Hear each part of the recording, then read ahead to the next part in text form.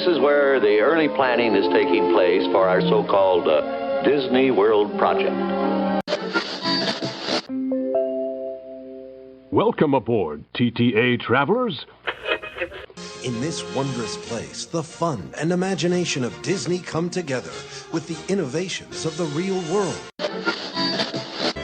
Tomorrow's child, lighting the path as we're going. Tomorrow's child, seeing that knowledge keeps growing. Right now, we're leaving the world of today behind. So if your imagination is ready, here we go. WDW Radio, your information station. What if Disney built a place you could actually live in? Well, they have before, but never quite like this. Cotino, the first Storyliving by Disney community, sits in the greater Palm Springs area of California, and I was among the first to explore this completely new kind of Disney experience. I admittedly didn't know what to expect, but what Cotino revealed about Storyliving truly surprised me. This week, we'll look at what makes this place so much more than homes in a desert, how it honors Walt's revolutionary ideas and dream for a living, breathing community, how it reimagines that vision for today, and why it might mark the next great chapter in the evolution of Disney's own story. Hello, my friend, and welcome to WDW Radio, your guide to Disney parks and experiences from around the world. I am Lou Mangello, and this is show number 845. And whether this is your first time listening or you've been with me for all 20 years since the very beginning, welcome home. Please don't forget to join the community and conversation over in the clubhouse at www.radio.com/clubhouse. Tune in to the live show and chat every Wednesday at 7:30 p.m. Eastern on Facebook and YouTube. This week, we'll probably talk about Cotino. And don't forget to get a little bit of Disney in your inbox, plus a free gift when you subscribe to my free newsletter over at wdwradio.com/newsletter. And when you're ready to plan your next Disney vacation, trust my friends over at mousefantravel.com. Their services are completely free, and more importantly, you get expert planning from the team that I have trusted and relied on for more than 18 years to make sure that every one of your trips are seamless and unforgettable. You can visit them over at mousefantravel.com for a free no obligation quote. And as always, my friend, and you are my friend, if you like the show, and I hope that you do, please rate, review, and more importantly, share it with a friend. It is one of the best ways to help others discover the magic, grow our community, and your support means more than you know. But for now, sit back, relax, and enjoy this week's episode of the WDW Radio Show.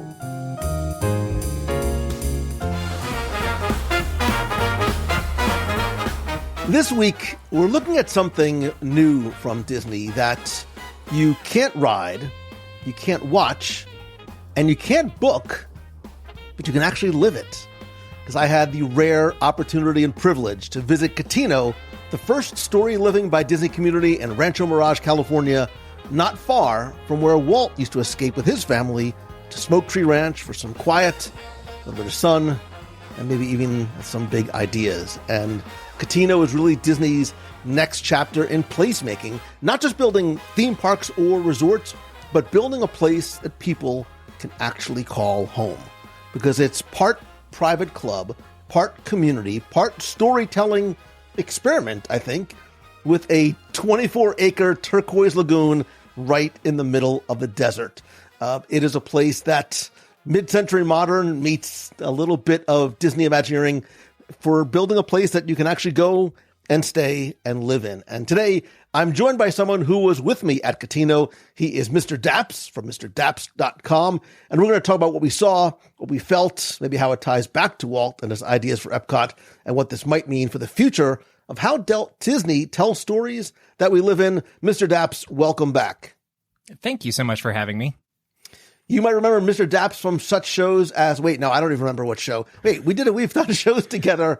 We talked about foods at Disneyland, I believe, after the opening of Tiana's. That's it. Because Disneyland is really where you've called home for as long as you've been doing this, which is a very, very long time.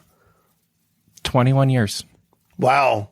Yeah. Wow, that's So I don't want to say that we're the old timers in the room. We're the only ones in the room, but we are the old timers in the room. You know, but, there is that point at media events where you do become the old timer, and I think we passed that point several years ago.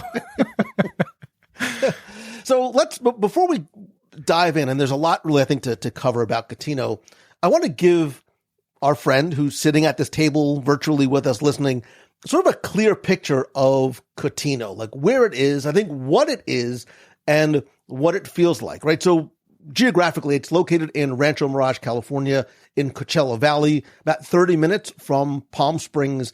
And this is the first of what we know of to be two and probably more community under the Storyliving by Disney brand, which was announced back in 2022, which is a completely new business model for Disney where they partner with developers to create these master planned and Disney curated residential communities. This one is even bigger than I thought it was. This is going to be about 1,900 plus homes over about 618 acres. We'll talk about the different types of homes. There'll also be a dedicated 55 and over neighborhood.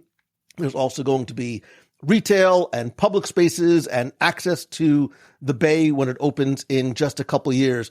So let's go back, Mr. Daps, and tell me, what was your first initial thought when you heard about this announcement of what Cotino was? So when they first announced it, it's actually funny because my brain immediately went to, oh, this is take two on like Celebration or something of that type. And then ironically enough, I had scheduled already a visit to Rancho Mirage to visit a friend at another complex that turns out to be right across the street. So when we were driving in on the bus the other day, we had I think it was a Marriott complex on the right, and then Storyliving is on the left. And that Marriott complex I was at literally a week or two after the announcement. And it was amazing because I think it changed my perspective on the whole thing, because when I was thinking about this, was it 3 years ago? One, my first look at that space was like, oh, that doesn't look very big. Obviously, it looks very different now. The other thing that I was very aware of is I'm like, oh, this is right in the middle of Rancho Mirage. And I was like, Disney kind of always has that, you're in the Disney bubble. We are controlling and protecting and adding extra magic to your space. And I was wondering, how would that actually play out? Because it felt like, as you were standing on the corner where we turned into the place, I was like, this feels like we're right in the middle of everything. And those fears were blown out of the water as well, or maybe into the Cotino Bay. I don't know. And so the initial thought process was, one, is there enough room to really make this a Disney experience that's completely unique and set apart from everything else in the area? Two, it made sense because I'm like, well, they have other different living complexes like that in the area. So it's not a huge jump to be like, oh, we could put another one in here. And then the connection for Disney with Walt Disney and going down there years ago, I liked, but I also was curious how that would play out, since he always seemed like he was in a more open area with space and mountains. And I was like, will that really be what it feels like once they've opened it? And thankfully, I can say, yes, it does. Like, the mountains were gorgeous from just about everywhere we were at there. Yeah, I had never been to this part of California before. So all this was very, very new to me. And when I first got out there, I was like, wow, everything's very brown. Like, they really like brown out here. But I came to sort of learn that this was, Palm Springs was sort of where the Hollywood elite would go to vacation, because the studios made them not be more than 2 hours away from the studios themselves. So this ended up being this sort of oasis in the middle of the desert. I had no idea what to expect when I got there. And the more I learned, the more I was like, oh, I understand this is also a big golf community. It's a big residential community. It's a big vacation community. Paint the picture for me of, I think they sort of had these ideas of what Cotino was going to look like from concept art and what we had heard. What was your sort of reaction when you first arrived? Now, to be clear, it's very much in its very, very early stages, right? Of all the 1,900 homes, I think there's 30, 40 that It have was like actually a couple been, dozen, it seemed like. Yeah. So tell me about your first reaction when you saw Cotino from the inside versus seeing it from the street. Like, did it feel Disney, or did it feel like and I mean this in a good way, the rest of Palm Springs in terms of this mid-century luxury first and then a little bit of Disney second? So my first thought, I'm going to say both, to be completely honest, is there's definitely a Disney feel as you're going into Cotino, because you pass this little park area where you can, I think it was a dog park maybe, but they have these very beautifully curated desert parks. And they've got the walkway, and they've got the little art fixtures and benches that feel very Disney. Stylistically different, because we don't really have a desert park at this point. But it definitely had that, like, oh yeah, this is a step up from what we would see in Orange County in a park, or even just walking around in Rancho Mirage. Then you get into the houses, and the houses, I almost felt like we were stepping into a movie set, because it definitely was like, there's definite intention here in planning. And even I think it was the first house we were at, which had houses around it, and noticing the sight lines to I guess it would have been, I think, South Mountains. Like, there were already houses around that part, but you could see through, and you still had, from the backyard, they lined up the houses just right that if you were standing in the backyard by the pool, you could see the mountains. And I was like, okay, so that's a Disney thing. Like, they've thought through, where is the second floor of this house not going to block all of the mountains for the house next to it? And they've done that down the block, which I think is rather impressive. And just the style of the houses and the thought process of, like, one of the house builders we were talking to, they really wanted to hide the garage. And so the garage was back around behind the house, not on the main street, just to create that different feel as you were coming in, and kind of elevate the experience, which is very a Disney thing. And then as you go further back into Cotino, because you go into the houses and the parks first, and then kind of in the center of the whole thing is Cotino Bay. That was where I felt like they went from slightly Disney to, like, all right, this is where we're really going all in on it. Because where else do you find this beautiful bay, lake, pool, whatever you want to call it, in the middle of the desert that looks so refreshing? And it looks kind of like what I think of the cartoons when they used to be out in the desert and they'd have the mirage in the distance. Like, that was kind of my first thought, was like, oh, this could easily be one of those mirages. And I hate to go Bugs Bunny on you right now, but I can totally imagine them discharging it, diving, and then landing in the sand. But as several of our party can attest, the water was real. They put their fingers in.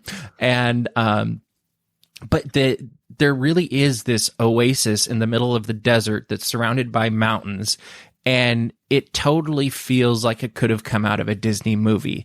And as you're looking around, and you did the same thing, I'm sure. We kind of just look around and take it all in. Yes, you have all of these houses that in lots that will be filled at some point as people purchase and create what they want for their houses. But then beyond that, instead of seeing the city, you saw trees and you saw the mountains. And yes, there's an occasional light and an occasional building, but it didn't feel like we were right in the middle of Rancho Mirage. Like, I was really impressed with that as I was looking around. And overall, I walked away going, like, this really did feel like it was Disney. Maybe not a Disney park or a Disney cruise or a Disney hotel, but you can tell the DNA has been interwoven into all of the experiences, especially the experiences. And as we were going through the weekend and we kept looking at these things, 3 words kept popping up in what people said, and then also just in my brain, is they really focused on creation, inspiration, and collaboration. And that was not just in the building of this living or community, but it continues on as people move in, whether it's with the programming, with the dining. Like, we heard it repeatedly that there is a process of creation and inspiring people and then collaborating, not just with the people that work there, but also the people that live there. Yeah, and to your point, you said it felt like it came out of a Disney movie, and it's not because you see castles and characters. Quite the opposite. There is a lack of those, which is very intentional. So the fact that you and I think a lot of us who were there got that same feeling. I think there was this wonderful. It was a combination of feeling like a neighborhood, but also feeling like a private Disney resort all at the same time, but without it being sort of overtly Disney. And it made me think, like over and over again, it made me think about connecting this on many levels, not just geographically, but even emotionally, to Walt's own story, right? He had a home at Smoke Tree Ranch in the Palm Springs area. This was his escape. This is where he went to think, and sold his house there to help finance Disneyland. He bought it back later on and built a bigger home. And even the name Cotino is a linguistic nod to smoke tree. It's Latin for the smoke tree, which is Contitus, which is a plant that's very common. So I love that it is, like many things that are there, it is a subtle, quiet hat tip to Walt and his connection to the region. And, and I'm sure this is going to come up over and over again. While there is no Mickey Mouse everywhere. It is not overtly Disney or Disney parks, but there are these subtle connections, sometimes little wonderful Easter eggs that tie to Disney in the park. So, for example, like Long Table Park is directly connected to Walt and Lillian's tradition of holding these long table dinners in the desert, these big outdoor communal tables where people would gather around to eat and talk, and I'm sure plan a little bit together. And I think that's absolutely what it is, what's happening there. And even when you go into, for example, and we'll talk more about the Artisan Club, like when you walk into that lobby there, you'll see that there are these rotating exhibits that are curated from the Walt Disney Archives that showcase Walt and his presence in the desert. There was pictures of Walt in local events. He's got his old straw hat that I'm sure we've all seen pictures of him. And I think the goal very clearly is to connect the residents and the members emotionally to Walt's personal history, not specifically Disney's IP. Oh, absolutely. And I think on top of that is connect not just with Walt, but also connect with each other while you're connecting with Walt, because you saw everywhere there was great intention put to creating community spaces where people could either intentionally or unintentionally bump into each other and basically just build that community. Like, it's very interesting to see Disney intentionally working to build a community environment from so many different ways that only Disney can do. You and I spend a bulk of our time building community and in getting to invest in people. And I think it's one of the most rewarding parts of what we do. And we can do that. We can do that in person. We can do it virtually, but we're not going to go out and build houses, and we're not going to go build out a park and in a giant swimming pool. And it was fascinating as we walked around to notice how even like chairs on the beach were set up, and all of these places that fire pits all over the place where you could just go, and maybe it's hanging out with your friends that you intended to hang out with, or maybe, as we did several times, we'd end up with different people in our group just because there was an open chair and people naturally felt like, hey, let's have a seat and be involved in the community. And that's reinforced with the pictures you see of Walt being a part of the community. And we even heard how, I think it was the opening ceremony where we heard about how they really worked with Rancho Mirage to make sure that Storyliving in Cotino was a part of the Rancho Mirage community, as opposed to solely being an exclusive community that is kind of put off on its own and could potentially alienate the local community. And clearly they made every effort to do the exact opposite. Yeah, I think, we heard a lot from a number of different people about how not just Walt spent time there, but he drew inspiration from this area. And I feel like Cotino is very much a continuation of that, and is very respectful of Walt's legacy in that it's very subtle, right? If you sort of know where to look, it's clearly there. But I think this idea of connect, celebrate, and create very much are in alignment with Walt's value and his emphasis on community and belonging, not just when you go into his parks, but, this idea of everyday experiences. And I think that, not that we can sort of speak for Walt, but I think, if he were to go there, he might be like, this is it. This is sort of the vision that I had for what building a community where people could come together and celebrate and create was what his sort of vision originally was. And the environment around there is conducive to it as well, because there was multiple times where you'd be sitting somewhere or standing somewhere, and I couldn't help but think, oh, this is why Walt loved this area so much. And you'd look at the sunset on the mountains, or some people got up really early and saw the sunrise on the mountains. And they really do look like they're straight out of a painting or something. And as I'm speaking about this, I'm almost thinking of, there's almost a Grand Canyon feel to it, like the colors, and especially during the sun rising and setting, like they were so vibrant and beautiful. And I really wished I'd brought my nice camera instead of my quick one, because I was just like, it's so gorgeous. The mountains and the something about the air and the palm trees. And I was like, I could really understand why Walt Disney would want to come down here, one, to disconnect, because it is really quiet. But two, just to soak in nature and be inspired by it.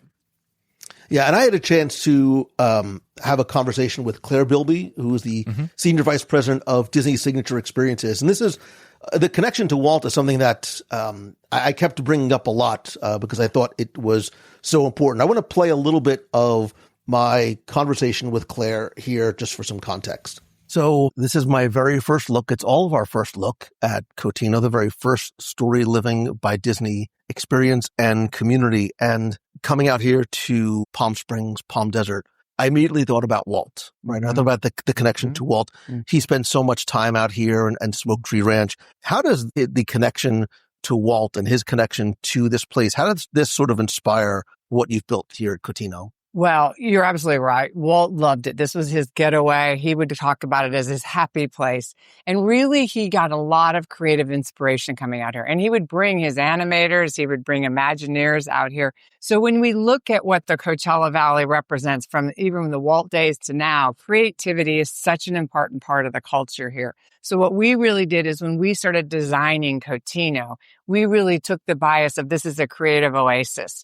And so when we work with our builders, that's very much creative in the sense it's an indoor-outdoor living. When we dealt here with the Artisan Club, which is what we're opening right now for our members, it's really how do we bring that creative oasis here to life for our members. And Walt was all about, obviously, storytelling and innovation and community. I sort of imagine Cotino as an extension of that same kind of legacy and vision that he had for even, Epcot when it was supposed to be the city. Really, Storyliving came out of life as we just kept watching these branded lifestyle communities becoming more and more popular. And to your point, how Walt was so, wanted that belonging, wanted that sense of community. And we thought, with our Disney cast members and Disney service, what a great way to create a community around that aspect. It's different than a theme park, though, because obviously you want to be fully immersed to Disney there. Here, you live here 365 days a year. So you've got to they don't want to live in a theme park. So how do you give them those Disney touches, which certainly the cast members is number one, but also just little programming nods, how we can bring folks to here. Imagine how we could bring Disney chefs here to teach you your favorite Disney recipes, or how they talk about healthy living, or we bring in authors or Imagineers that can come and talk about the latest things that are going on or latest books. So it's how we blend those things and really talk as you get to know your members more and what their interests are, cater to those as well. Right, because I immediately get the sense this is not about just selling you a plot of land, selling you all this. Connect, create, and celebrate very much feels that it's in alignment with Walt's vision and his legacy. Yes, absolutely. Absolutely. And really, when we were looking at these branded communities, they're very much, this is something that's very much the Gen X and the baby boomers. Of course, the baby boomers are the last group that grew up with Walt. And then you've got the Gen X, which I call kind of the new Disney when we relaunched everything. And so they love what that product is, but they also want, as I said, they want to connect with people that they can get to know. So a lot of them are really looking for those communities that they can make new friendships. Kids are probably out of the house. They want a cool place for the grandkids to come visit. And those are things that are all natural in my mind that we can provide. And it seems that Cotino is, again, evoking Walt, creating a sense of community and belonging, right? Right. And talk to me about this idea of fostering a sense of community. More importantly, this idea of living our own story. Yes. So what we want to do is, I said, when you talk to a lot of folks, when they talk about wanting to come here, they all have different interests. Some want, as I said, some it's all about health and wellness. Some about enrichment. Some of it is about, I want to learn how to paint. I want to do different things. So what we're trying to do is, how do we talk to the members and come up with what programs the majority of them want to do? And then that's going to give them a commonality that first, okay, I'm going to go learn how to paint, or I'm going to go learn how to do yoga classes or whatever, and how we create those things. And we also are going to be a facilitator of sorts.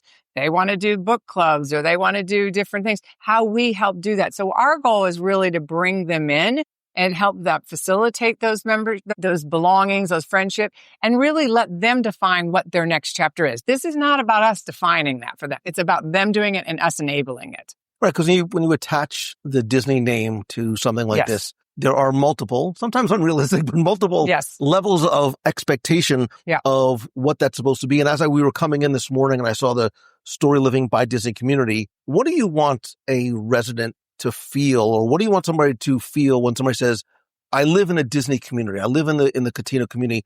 What do you want that to evoke in terms of a resident, and as they sort of describe what this experience is like for them? I want them to say that they living in a community that they really belong. That's my headline to them is, this is where I belong. I have made great friends. I get to pursue my passions of this. This is not about Mickey Mouse running around. It's really about what I want and meeting people that I have, same and different interests, and that we become good friends. We're going to be probably 50-50 here, meaning full-time and second homes. And so it's, how do we blend those and do that? And a lot of it, I think the second homes will ultimately become permanent homes as they, transition as well. So I think it's really that aspect of it, is that they belong and it's very welcoming here. That's what I want the most, and that they feel like they know their neighbors.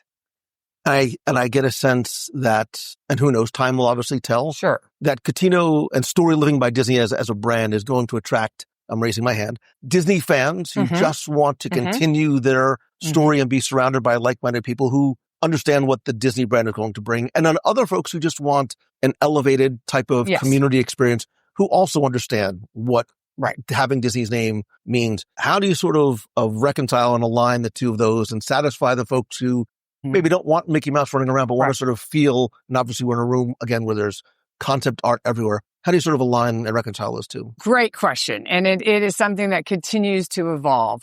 Because what I would say, again, when you talk about Storyliving by Disney, what is important is, we have the Walt connection, but we have the Coachella connection. So if somebody's moving here, they also like the Coachella Valley. And while we do have some artwork that are from the Disney archives, you also will see a lot that you wouldn't know it was Disney if you didn't actually know all the history. So we always talk about welcoming to everyone.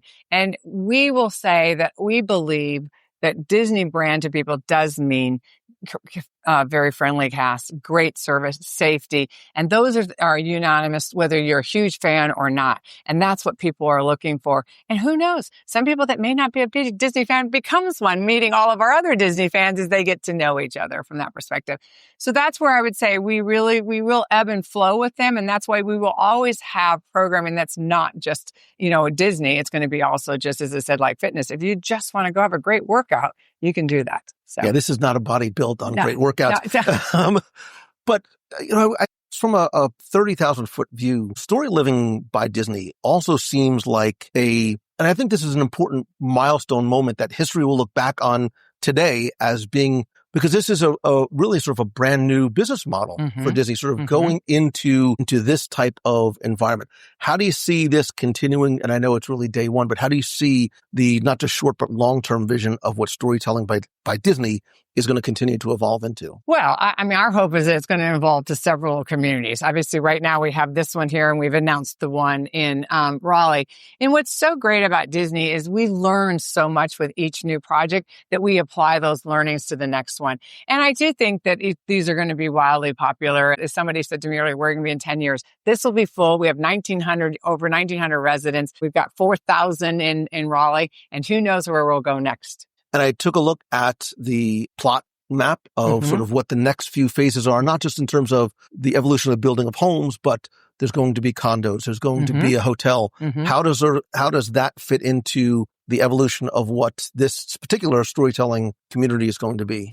Yeah, this one is interesting because it is really all surrounding the Cotino Bay. So in the case of, we do have 3 phases of homes. And again, part of that also is ebbing and flowing with what the demand is, what homes people want. And yes, there are future plans for condos, and we'll see what is the demand in the residential market. That's what's so great. Why you don't build everything out at once is that you can adapt to what you learn on from that perspective. The folks that own the land here, they do have a plot to go get a resort hotel. So that is going to be a 4-star or more. And so when they get that, that'll be great. And that'll be another activation on the lagoon.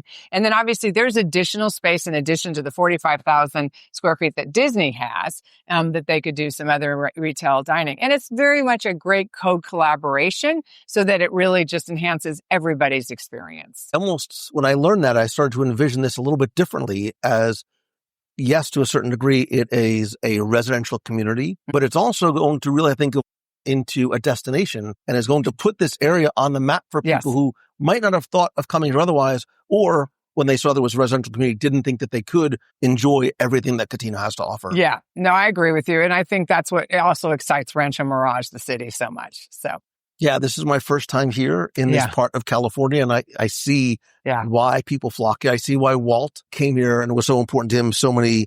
Well, and I have to say, it's remiss of me that I haven't mentioned, I mean, just the mountains that surround us. And I have to say, as beautiful as they are now in the wintertime when you got snow covered tops, it's spectacular. It's just spectacular. So it really is, we are in paradise. So. Yeah. And again, I keep coming back to Walt because I really do think this is the realization of some of his early dreams. If you were to walk with Walt through Cotino today, what moment or detail do you think you'd be like, this is exactly what I had in mind? Oh, well, it's very hard to ever predict what Walt would want. It's so special. I think.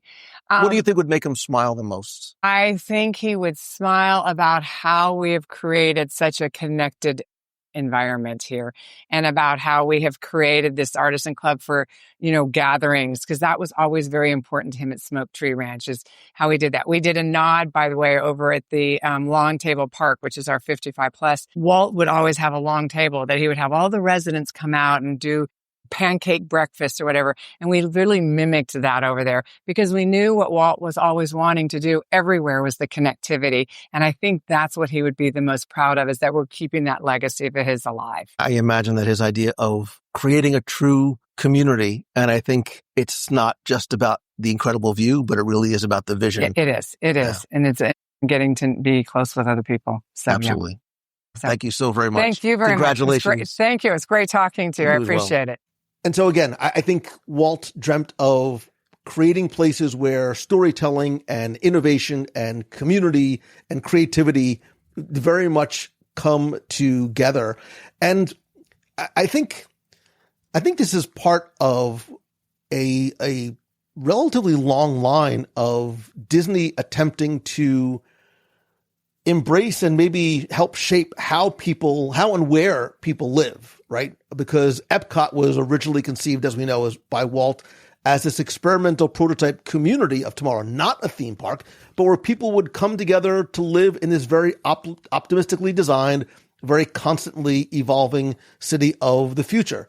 Celebration opened in the 90s near Walt Disney World, where Disney sort of acted like that city planner, right, and developer. They wanted this to be a place with walkable streets and this very sort of new urbanism designs and the schools and the hospital, and going back to the idea of having a true physical town square, right? And I think while Disney may have stepped back from, the day-to-day governance, I think they learned a lot from there about, one, how complex it is to run a town, but what worked and what didn't work. And I know when this was announced, and a lot of conversations are happening now, is how does this compare and contrast to Golden Oak, right? Which exists in Walt Disney World proper, with homes that are in even a much higher price point of, I think they're now in the $5 to $20 million range. They must have really, really good podcasts. Yeah, no problem.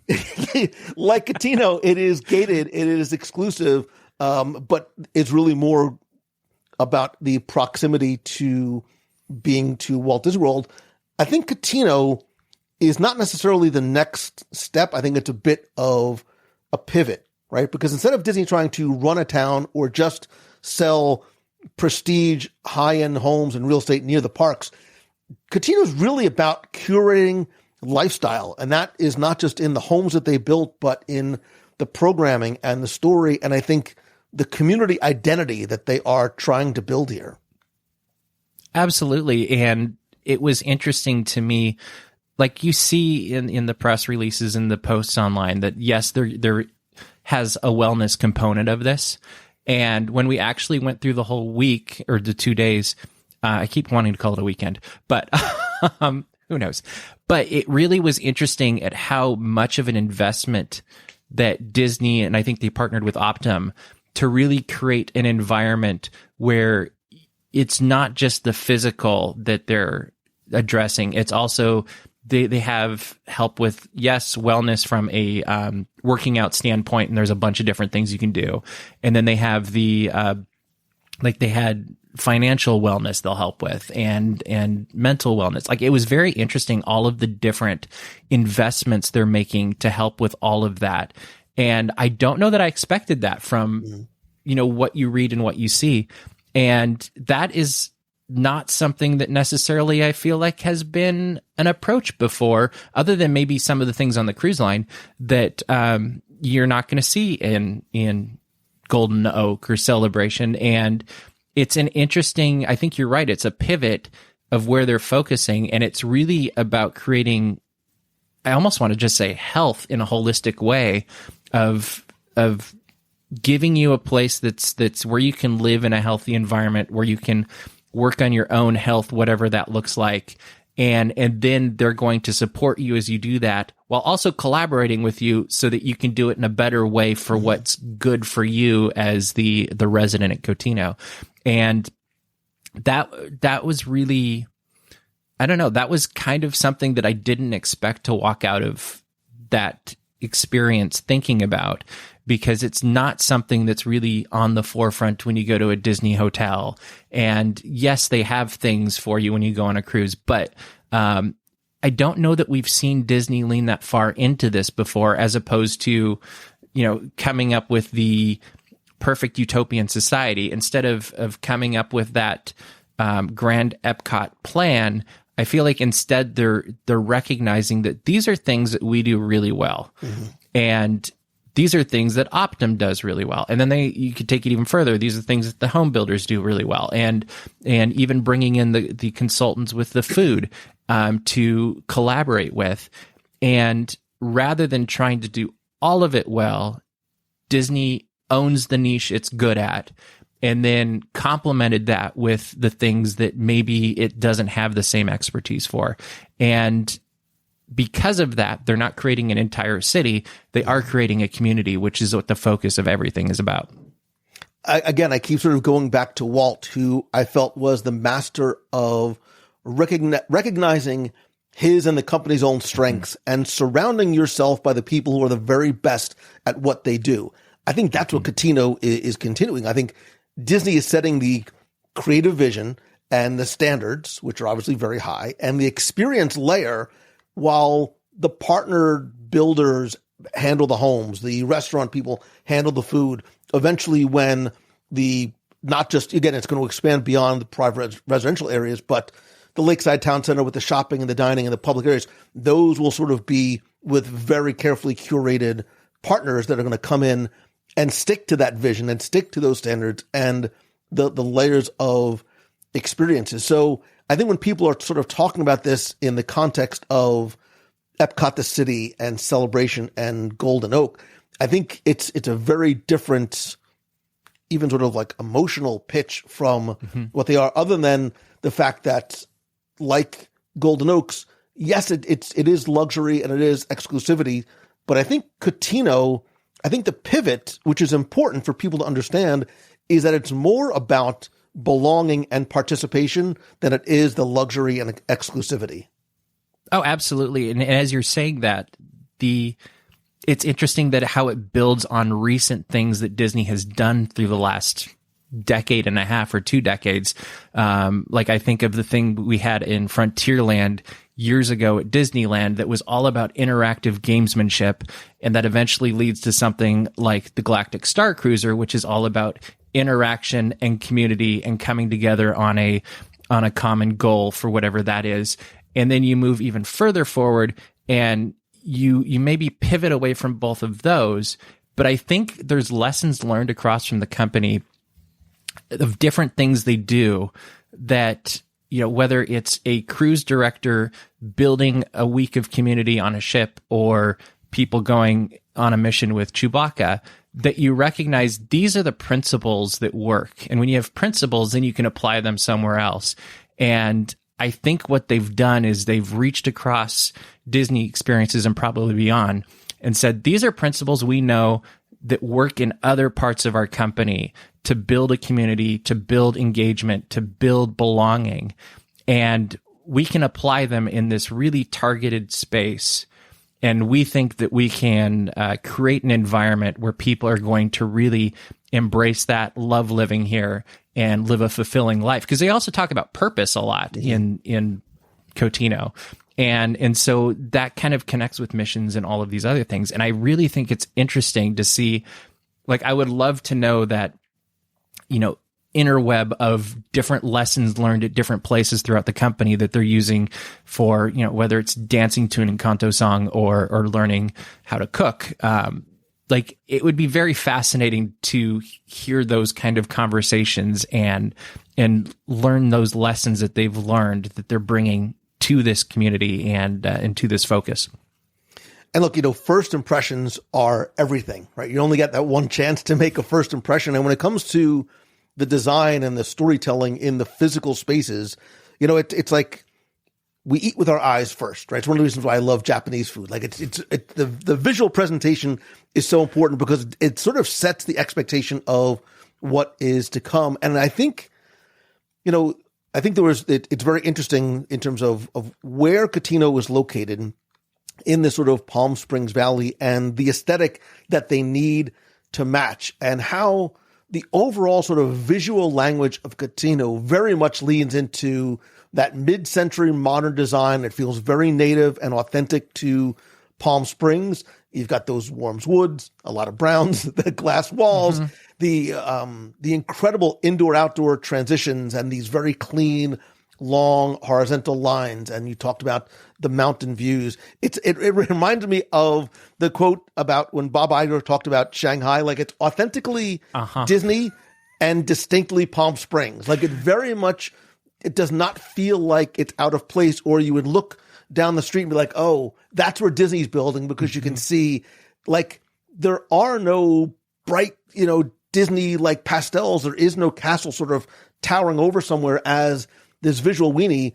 Imagineering, which worked with the builders and Disney and the different other partners, very intentionally blended this regional aesthetic into Disney storytelling, but it's also very subtle as well. Like, you're not walking in and seeing big character murals and things like that. Like, it is a very mature, grown-up, lived-in storytelling.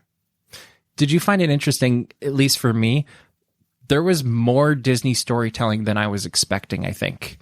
Mainly in the subtle, like, hidden Mickeys and some of the direct connections that we're used to as Disney fans. And especially the second day when we were walking around the Artisan Club, where I was like, wow, this is actually more than I was expecting in a regard. Because I feel like they kind of, I don't want to say they undersold it, but they kind of undersold it of like, this is very much a separate thing. It's not going to be the theme parks. It's not going to be, Disney in your face. And it's not. But I think I took that to mean like, oh yeah, no hidden Mickeys, no nods to certain movies or whatever. And I was very pleasantly surprised that as you walk around, you are going to, let's say you're not a Disney fan, like you bring your cousin from Iowa or something over, they might walk around Cotino and be like, this is just a lovely place to live. And oh yeah, there's the Incredibles house. That's really cool.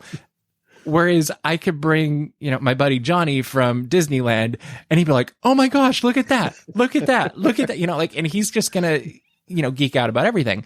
And I loved how they kind of rode that fence, I guess, very effectively of, if you are really into Disney, you're probably going to love it. If you're not so into Disney, you're still very much going to love it because it's got that environment and that quality level that Disney brings to things. Excuse me. And I was really pleasantly surprised in that regard, and I shouldn't have been because that's what Disney always does. But it was fascinating to see how they brought that. And I really just expected to see like Lucille Ball or Frank Sinatra walk down the street. Like, yeah, I mean, and I didn't know what to expect. And to be perfectly transparent, I did not look at a lot of the concept art. I didn't read a lot of the materials ahead of time because they didn't want to go with any preconceived ideas or expectations. I wanted to have the place speak to me on its own without me coming in with any sort of preconceptions or potentially misconceptions. And to your point, you're not going to walk in like there is no Mickey Mouse on the front entrance. There's no, I mean, you talk about hidden Mickeys. They are few and far between.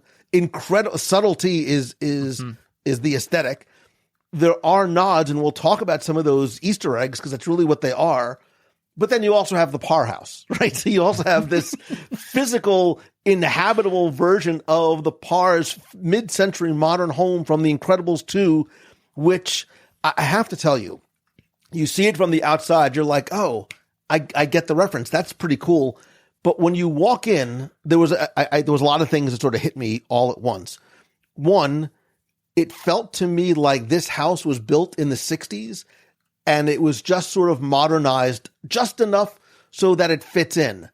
I also felt, and I've only felt this a few other times before, that when I walked in, I got this huge, stupid smile on my face because I felt like I walked into The Incredibles 2. The last time I felt that was when I walked into Radiator Springs. And I was like, I am standing in the middle of this Cars movie. Now, the Parr House, just to be clear, is it's for members only. There is an additional membership level that we'll talk about for private events, but there are bedrooms. There are, I think there's 6 bedrooms. Like you can sleep like 16 people there. There's a kitchen that comes right out of the movie. There's a secondary kitchen, so if you want to have catered gatherings there as well. But if you go and watch that scene from The Incredibles 2, they picked it up and they put it in. It's like they 3D printed the movie because there are those huge indoor-outdoor rockwork elements and the glass walls and this incredible, breathtaking atrium space that you walk into. And as you look around, there is newly crafted, unique mid-century modern furniture and finishes like that laminate cabinetry. My mother would loved it. And, the fabrics that are very bold. So it's like a lot of other things. It carries the Incredibles aesthetic without turning it into like a theme park sort of created. Stunt's the wrong word, but you're not creating it wasn't cartoony. Is that what you're saying? Exactly. Yeah. Yeah. It really, I think I would have loved if Disney had a camera on when we all walked in, because I really think all of us kind of just literally got this huge, eyes popping, big smiles.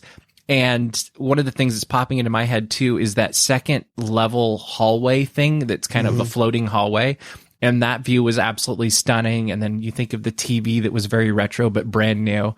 And, I completely agree with you that it's kind of like walking into Cars Land for the first time, where you're like, oh, they literally just picked it up out of the movie and dropped it here and somehow took it from an animated medium to this is physically where they lived. And that was probably one of my favorite spaces that we've visited in a media event in recent years, just because it was so unexpected. And I think we had, expectations of I don't know, trying to continue to weave that thread of not being too much Disney, but also infusing the story in.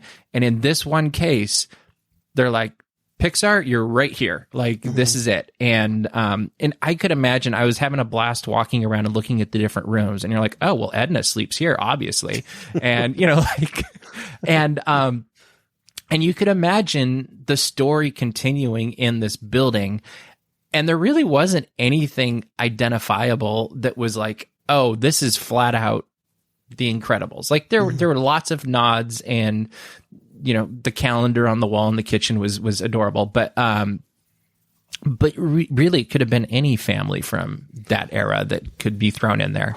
And that's one of the things that keeps popping back into my brain as we've been gone now a week, and just how it immersed you into the story. And you could, I love anything that makes, when after the story's over, your imagination continues the story on, and you're like, well, this could have happened, and this is what happened. Like that's good storytelling on Disney and Pixar's part. And this definitely got me into like, oh, I need to go rewatch Incredibles 2. And there was nothing actually, like, we didn't see any characters. We didn't see a single, I mean, it might be the only Disney opening for something in as long as I can remember, where we didn't see Mickey Mouse. We didn't see, like, The Incredibles would have made sense there probably more than Mickey Mouse, but like, we didn't see a single Disney character when we were there. And nobody came out to cut the ribbon, or there was no surprise and delight moment.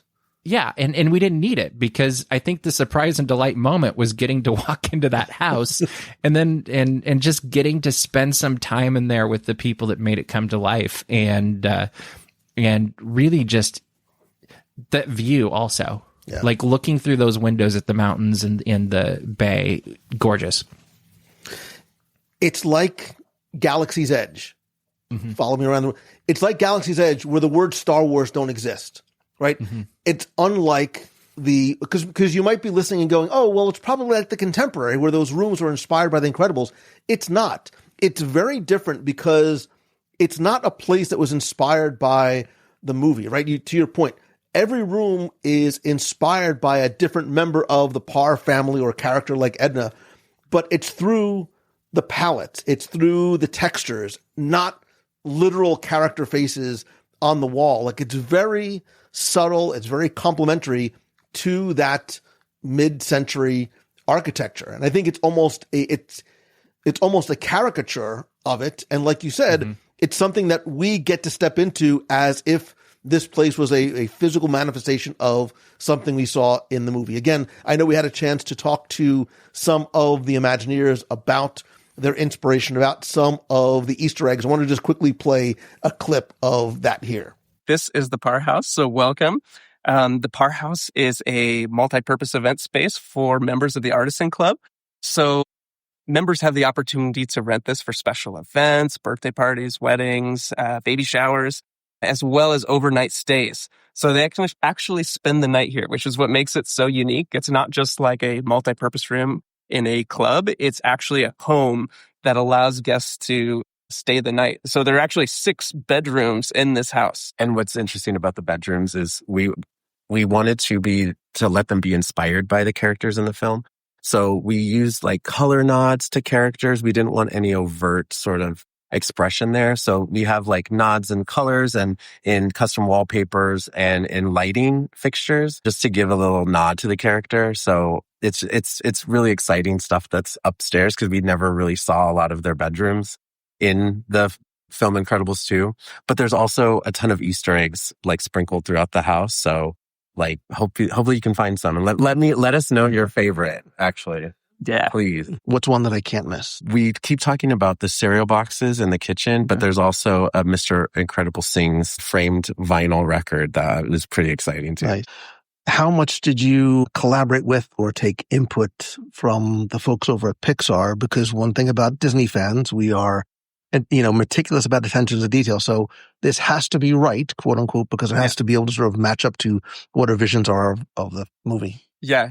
So we work really closely with Pixar on this, and I don't know if you know, but this is kind of a full circle moment. The Pixar actually sent a team of their artists out here for the 2018 film Incredibles 2, and they were inspired by the Palm Springs region and the mid-century modern architecture when coming up with the design of the home. So when we were trying to brainstorm of like, what are we going to do with the clubhouse here, and how could we make this multi-purpose venue come to life? It's like, what's something only Disney can do? It's make the home from the Incredibles 2. So it was like, oh, we already had a team come out and spend so much time bringing this to life. Let's see if we can like leverage some of that. So we met with the team that helped put it together. And then, we learned all these things. Like the home itself is this mid-century modern marvel. It's kind of like a caricature of a mid-century modern home. So it's like in animation, a lot of things are exaggerated, like beyond belief. And, when the team was approaching the design of the home, the Pixar team, it was like, well, we don't have to make it buildable. We just have to make it believable. And then when we started working on it, we're like, okay, now we have to make it buildable and believable. Yeah. So it was really, really fun to try to like figure out how we were going to bring this to life and have it perform a very unique function for the club. And it also it's a really cool project because Pixar was able to give us so many assets. So like the cereal boxes we were just talking about in the kitchen, it's like literally the exact same assets they used in the movie that we were able to like reproduce. So. Yeah, because you have to sort of make it authentically mid-century modern and a little bit of the Pixar look and feel and squash and stretch and sort of the, suspending our disbelief a little bit while also making it modern and upscale and fitting into the theming and the storytelling of Cotino as a whole. Yeah, you nailed it. Which has to be a challenge, I imagine. Right? And I think, one of the things that I like to talk about is the color and the finishes throughout the home because, in the Incredibles 2 universe, everything's really contrasted and saturated. It's concentrated color and there is texture there, but it's a computer generated film, and it's beautiful for what it is, but it's bringing it to life is definitely a challenge. I think that we were successful and able to bring it to life with the use of texture. Like the texture mix is pretty big here.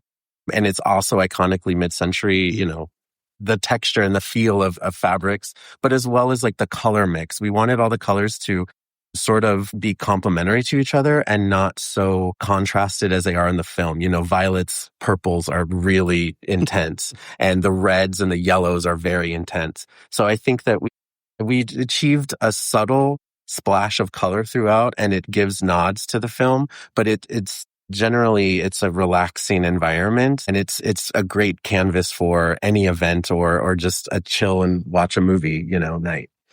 I've only just seen, as soon as I walked in, I've only just seen a very small amount of the first floor, but my instant thought was, okay, somebody inherited like their grandmother's house. It was missing and had to sort of modernize it for, 2025, but also paying tribute to, a film that you love so much. So doesn't it? I mean, to me, I don't know. I feel like this home has been here. Yeah, for a very exactly. long That's what I mean. Yeah. And I think that's, a testament of great work, great teamwork, and great collaboration. It just feels natural. Like the rocks would have been something that they would have thought was really cool back in the 60s. Yeah, exactly. Well, you sort of almost have the sunken living room to a certain degree too. Exactly. So. Those are the sort of decisions, we have to make when bringing it to life. But they had that sunken sofa in the movie, and it's like that for us wasn't working. That's not what we wanted to do with the space. So it's like, how do we pay a nod to that and be inspired by it without having to actually replicate it exactly as it was shown in the film?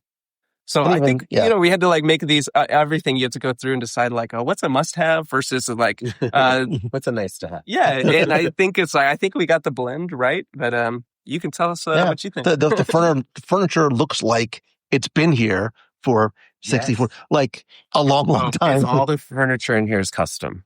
Wow. So it's very excited to have that. And it was done remote, in Southern California, so locally, which I think is really, really nice. Even I just noticed the bar stools look like it's something that could fit Mr. Incredible, but it also looks like something that I would have seen, in a relative's house. And I love sort of the mustardy, taupey cabinets, which is sort of in stark contrast with the turquoise appliances, again, which look like they've been here.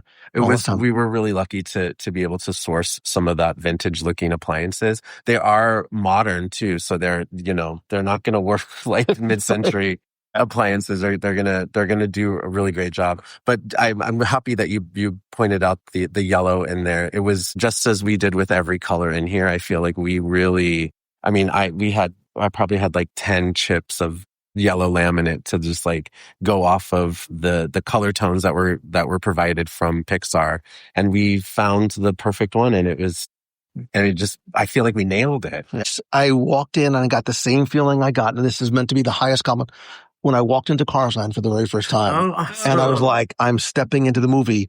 I walked in here and I feel like I stepped into The Incredibles too, which now I have to watch tonight. Yeah. So I was there. I was in the living room. Yeah. This is beautiful work. Right now. Well, it is beautiful work. Thank you. Have you been to any of the other rooms yet? Not yet. You were my first stop. Okay. What's the last question? Yeah. What is the one because it's all about story. It's all, we come back to Disney because it's the way it makes us feel. What do you want guests to feel when they step into this space? Ooh. So in the movie, I don't know how well you remember, but it's when they pull in, like the home itself looks like a 1-story ranch when they first get there. And then Dash and the family kind of throw the doors open and run in. And then they descend into this flight of stairs, and it's like this big expanse of glass and this view out. And that's something I think we were trying to pull off here. And so it's that same thing when you get on, like when you're entering from that side of the house, it's actually very, it looks very understated, it's not supposed to be like a real punchy facade. And then you open up the doors, and then we actually have this 3 steps you go down, and then it all of a sudden opens up. So it's playing with this like compression and release that the film uses. And I think that's what I want people to feel like when they get here. They're not really sure what to expect, but throw those doors open, and then the steps kind of invite them in, and then they get to really see the scale of this room. And because I think the scale is really effective. It reminds me of walking into Magic Kingdom in Walt Disney World, and you don't see the castle, but you turn the corner and you get that reveal moment. That last step is that big reveal moment. Yeah, that's cool. 100%. I do completely agree with you. I think we've been giving tours of Par House for a little with different groups and different members locally and with Disney as well. And what's exciting is I just love opening the door, and I've heard so many people just gasp when they see it, and it's just, every gasp is like a pat on the back. Well, I thank you for the first wow moment. I'm going to continue to tour around. Make sure you go upstairs. Absolutely. Get some cool views up there. Well, there's some great shots from that. And so this is the Artisan Club, which, I think differs. It's funny because we've been trying to sort of draw parallels. To how does Cotino compare and contrast with different things? The Artisan Club is almost like a country club membership that you have. And this club is meant to sort of be like this creative oasis. And I think this is where Disney starts to lean into it, wanting to create a sense of community, not just build homes, right? They want to lean into architecture and literature and movement and things like that.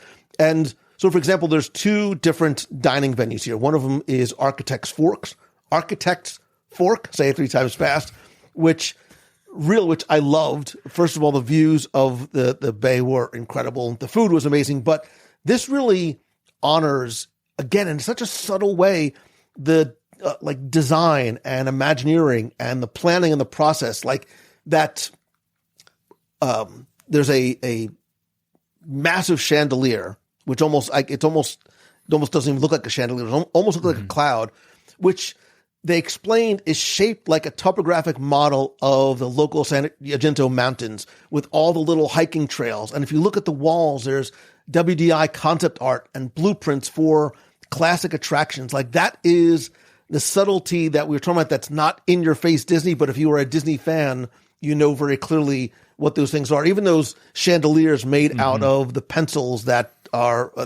architects and Imagineers use.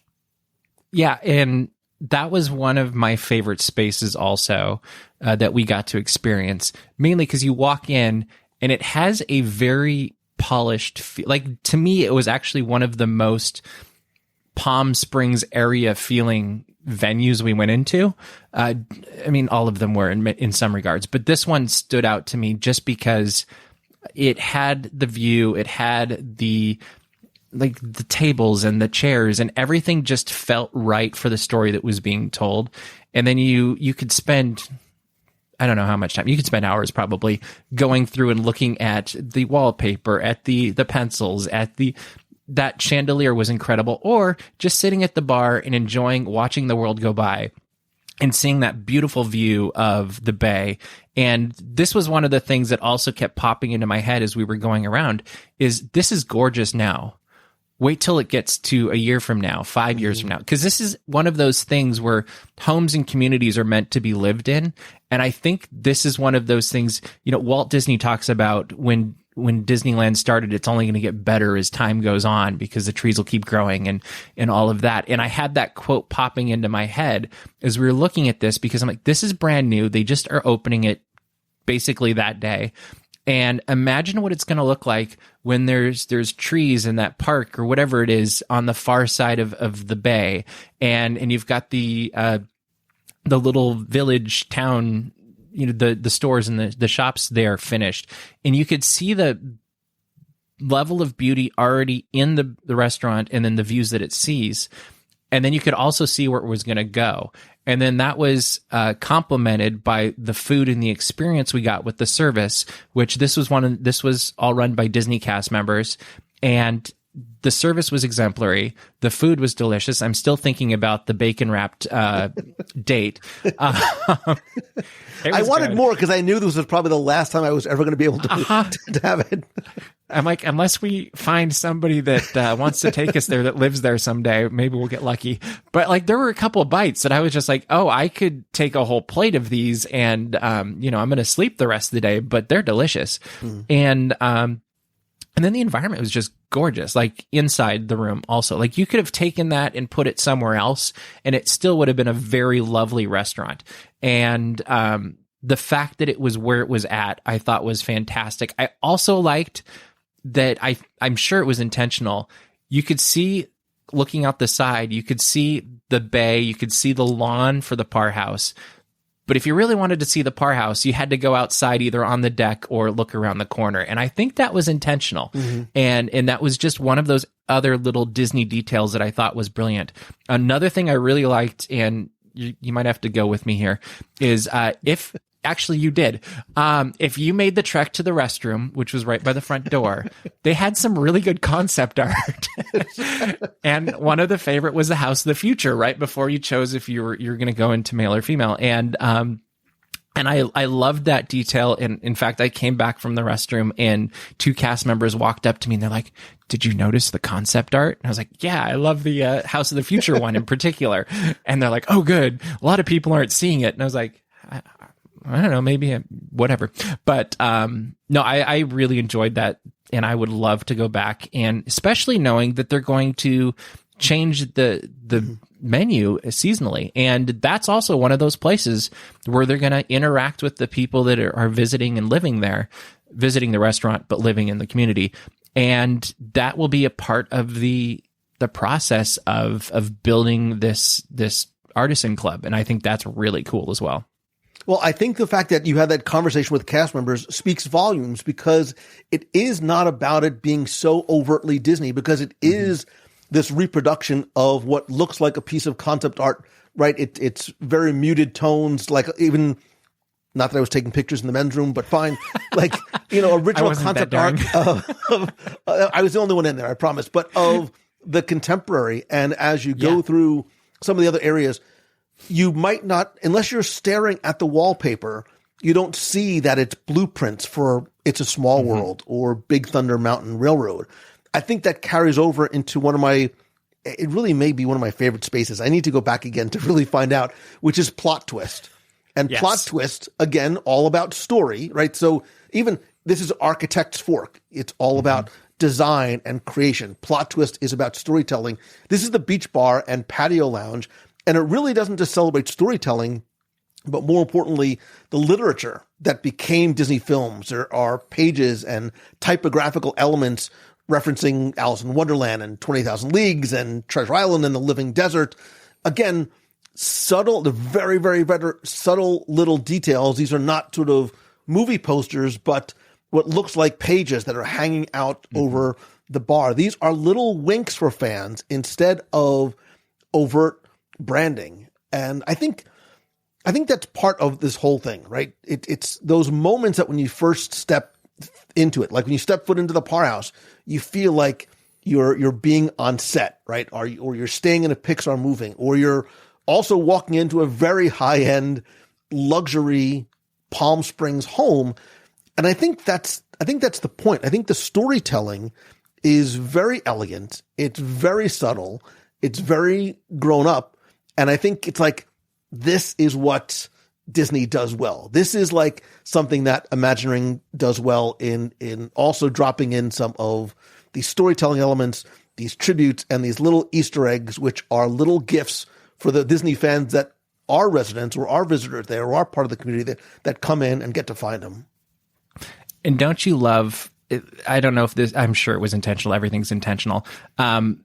Plot twist is all about those origin stories. You know, that's what was on the wall. And then they showed like where they kind of recreated like Imagineers circling certain words and then doodling on the stories as well on the walls. And then you had the stories also hanging from the ceiling.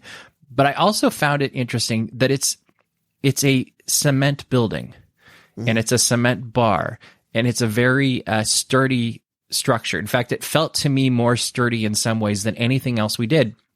And I wondered partially, I was like, this could just be me thinking too much too, is like, it was built out of things that foundations are built out of. And it used the part of the story that's foundational to creating a movie. And I loved that kind of connection, whether it was intentional or not, of like, oh, this feels like a foundational point in the story. And maybe the foundation in the experience is going and meeting with people and enjoying time on the beach, because that's where community is starting to be built. And we even had a mixology class there. And that was one of those moments where we came together as a community of media members and really, you know, got to experience some things that we probably wouldn't have experienced and taste some things that we probably wouldn't have tasted and may not taste again. Who knows? It seemed a little strong for us, but like it was interesting, the foundational nature I felt like that was kind of carried through all of this. And it wasn't anything they outright said. It was just kind of one of those observations I made as we were touring it. And then later when we came back for the mixology class, and I could spend lots of time down there. Like that was one of the, there's no shortage of beautiful views at Cotino, but that was one where you just felt, I'm sure it was still 90 something degrees there, but it felt cooler, maybe because of the mist, maybe because we're right by the water, but there was something very relaxing and less formal, obviously, than Architect's Fork. Not that Architect's Fork was formal, but it did have a nicer feel to it. And then, you know, having the beach right there with its, did you hear that the sand was specifically blended and made for, like, of course it was. Right. That's right. That's the Disney difference, you know, right? All of us are now reaching down to like, oh, you're right. It isn't hot and it's comfortable and you don't get it all in your shoes when you walk on it. Like, it was great. But you have that right there. You have all of the seats that are just outside on the sand next to the water. And then you have the bocce ball court right there too. And I was like, this is such a great hangout place that's foundational from a story perspective, foundational from a community perspective. And I wish we could go back there like every weekend, because I just think it would be, you know, I'd be curious who in our group would be Norm from Cheers, but you know, it'd be fun. Well, it's funny that you say that, because it was around this moment where the dots started to connect for me. And I realized, and we'll talk about this, there's not, as we were walking through, there wasn't the, oh, okay, and the gym is over here. Not at all. Cotino is not just about beautiful architecture, but it really is about Disney creating sort of like a lifestyle platform, because they talk about wellness and lifestyle and daily life very, very intentionally. It is not very much an afterthought, because they look at wellness not just as you going to the gym or doing laps or you know, running on a trail. It's about the physical and emotional and social and creative and this well-being of mind and body and spirit and doing something that is multi-generational. It's inclusive on purpose so that grandparents and parents and kids can all participate in that same activity, whether it is the Encanto dance class, the Moana breath work, or the Incredibles super circuit strength training, or the Villains power sculpt classes. The idea is that everybody can feel like it was made for them. It's not just sort of this generic quote unquote workout. I shudder when I hear that word, but it's wrapping wellness like everything else in story. So it's fun and it's emotional and it's repeatable and it's something that you want to do and not just do by yourself, but connect with other members of the community as well. Yeah, it was interesting as we were hearing and seeing all of that and experiencing it, some of us. And one of the things that popped into my head was this really is something that you could legitimately say is fun for the whole family.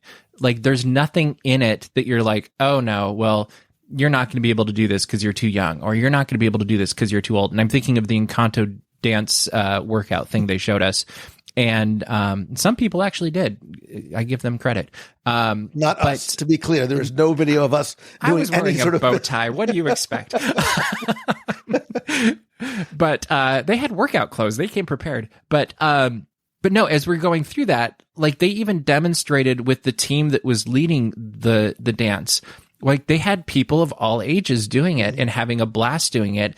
And I could immediately imagine as a kid, my grandfather who was in his 80s or 90s, I was like, oh yeah, would he be as smooth with it? Perhaps not, but I could totally imagine him doing it because nothing was unattainable and everything was very easy to connect with and to have fun doing together, whatever level you felt comfortable doing it. Mm-hmm.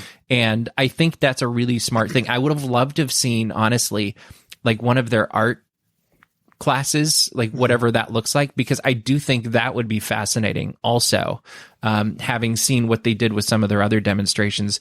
And I could just imagine it being one of those things, like maybe it's grandma and grandpa that live here and you get to bring your kids and grandkids in and they get to do a thing at the artisan club for, I don't know, painting or something, and they're painting the desert. And I would love to see that environment and that I just love to see that experience because it just sounded like so much fun and wholesome and, you know, very much what you imagine from a family picture of sitting on the porch and enjoying an afternoon in the desert together, evening in the desert together. And like, it really, that's probably the most surprising thing to me about Cotino was how much effort and thought went into wellness at every level and for every age group. And it's not a 55 plus community. They have that in the North End, but it's not only for that. And even during the opening night, we saw the different ages of people that have already moved in. And that was very cool to me too. 'Cause where I grew up in Minnesota, we interacted with all generations. And sometimes I feel like we get a little bit lost on that. And I think there's so much, I want to say variety is the spice of life, but it really does add so much to the experience in the community when you have, you know, somebody that's been through life doing something right along somebody who's just starting out. And I think both sides bring something to that experience and relationship that adds to both. And I think they're creating an environment where you really can come in. And can you imagine doing the Disneyland trip from the Artisan Club? Like where you go in, you have the show director talk about, you know, paint the night or something. And then you get to go with neighbor Joe and whoever. And you go on a bus and you go to Disneyland and you get to experience these things together with your local community that's all ages. And I just think that's such a fun and fulfilling thing that really adds to the heart component that, you know, I don't know that a lot of businesses think about that all the time when they're like, oh, we're going to build a housing complex in wherever. And there's been great care put into all of this. And that was the intentionality behind everything we experienced last week. And the guests that are experiencing it today was very evident. And I really was impressed and appreciated that. Well, I'm impressed and really appreciate how you not so subtly are dropping in enough hints to really make sure people know that you want to go back if someone will invite you there. I think we both need to, don't we? I mean, I'm just hoping that you'll take me if you get the invitation. Absolutely. And two, you're first on the list. there is no kids club, right? There is no kids club. The idea is that it is about connection. It is about being multi-generational. It is about people doing these things together multi-generationally. Not just in the Artisan Club and the studios, but even Cotino Bay, right? We keep talking about Cotino Bay, and I've posted videos. I have more videos coming out. I know you do as well. It is about the size of 80 Olympic swimming pools using this crystal lagoon. It's massive. And you can see to the bottom, it does. It looks like it's almost this fake blue oasis in the middle, but there's also like pickleball, and there's tennis courts, and there's all these different outdoor recreation spaces. You talked about the 55 and over long table park, which is going to have not just places for people. You don't have to go there and work out all the time. Like there's shaded green spaces, and there's gathering tables, and something called the Four Winds Park. Again, I love the nod to Rolly Crump's Tower of the Four Winds from the 64 World's Fair. But this has this, and I almost don't want to call it this because it's not, but it doesn't. It has elements of a country club type feel, but this is something very different. And it's something that I think is about bringing people together to form real relationships, not within your own family, but with other people this is trying to develop real, true community with programming that is designed for that in a shared narrative. And I think that's what's interesting too about it is they're doing that in so many different ways and levels. And this is where it's just starting. And it's only going to get better as more people move into the community and there's more people to engage with and connect with and then connect with different people at different parts of the community. And I think that will be interesting as well. But it's not a country club. I think that's such a important thing to say. For one, you're not going to dance to Encanto at a country club with different outfits on or whatever. But like the level of it doesn't take itself too seriously. Is that a good way to put it? I think like it is very much yes, this is a very high quality. This is very polished, but it's also fun. And I think that's an important thing to remember. And that's a Disney thing. And as you're experiencing the different parts of the community, maybe you're in that 55 plus. There's different opportunities for you to connect. Maybe it's just within your family, but also with your neighbors and with people from around the community. And I also love that the way they've built that is, no, they don't have a town square. No, they don't have that, but they do have the lake or the bay. And I do think in the future that's going to kind of become the place, because I think they say there was a promenade that you could go all the way around the outside of that. And I think that's an interesting thing, because I feel like that's a place where you will end up bumping into people, and it becomes very natural to, oh, we're going to go to this class, or oh, we're going to go to this restaurant in the new shopping area. And so I think the way they've kind of funneled everything down to that bay builds on that as well. And it'll be, I've said this multiple times to multiple people. I can't wait to see what it looks like and what it feels like, maybe more importantly, when there's more people in it and the development continues, and you have the variable and the excitement of people from Rancho Mirage being able to come in with the day passes, and maybe that's how we partially get back in at some point. But like it'll be, I think this is where it really, as much as we got to know and experience in 2 days last week, there's so much more that's going to grow and evolve with this in the coming weeks, months, and years. And it'll be interesting to see how they learn from, Disney is fantastic at analyzing and adjusting also. Like, how does that progress too? Like, there's so many fun things to watch and observe. And if you're living there, experience as this thing grows and matures. Well, I think too, we keep talking about these spaces and wellness and what it is, and you alluded to this a couple of times. there's also going to be, and this is, again, part of the Disney difference, there's going to be scheduled programming in these spaces from Disney archivists. Becky Klein from the Walt Disney Archives was there. Historians, outside experts from things like Nat Geo, who are going to come and present in some of these places. And I think the idea is not just to create the programming and those Disney touches, but third places, right? It's where you live, where you work, but these third places that you linger and you talk and you build tradition, and these community gathering spots outside of the home and outside of the work, very thoughtfully designed, very community driven commercial areas, as it were. It's are really set out to create environments, I think, that very organically foster some of that social interaction. And I think more importantly, they want to create a sense of belonging for the people who are there, right? And I think there's going to be people are going to find the places that they go and they hang out, right? The places that you just sort of go over and over again, whether it is, the pool bar or the lounge or some of the programming spaces. And I think it's so important and intentional. Like you said, even things like the sight lines are very, very intentional from where you sit and what you get to see, because every chair, every place that you sit, you could see water or art or conversation. And I think it's very thoughtfully and intentionally and strategically designed that way to make sure this place does not necessarily feel like a country club or a resort, but a place that is home, even if you just moved in. Yeah, it's helping you find and build your tribe. Like, it's creating that that environment where you don't just live and go to work, but you live at home, I should say, and go to work, which the homes are lovely.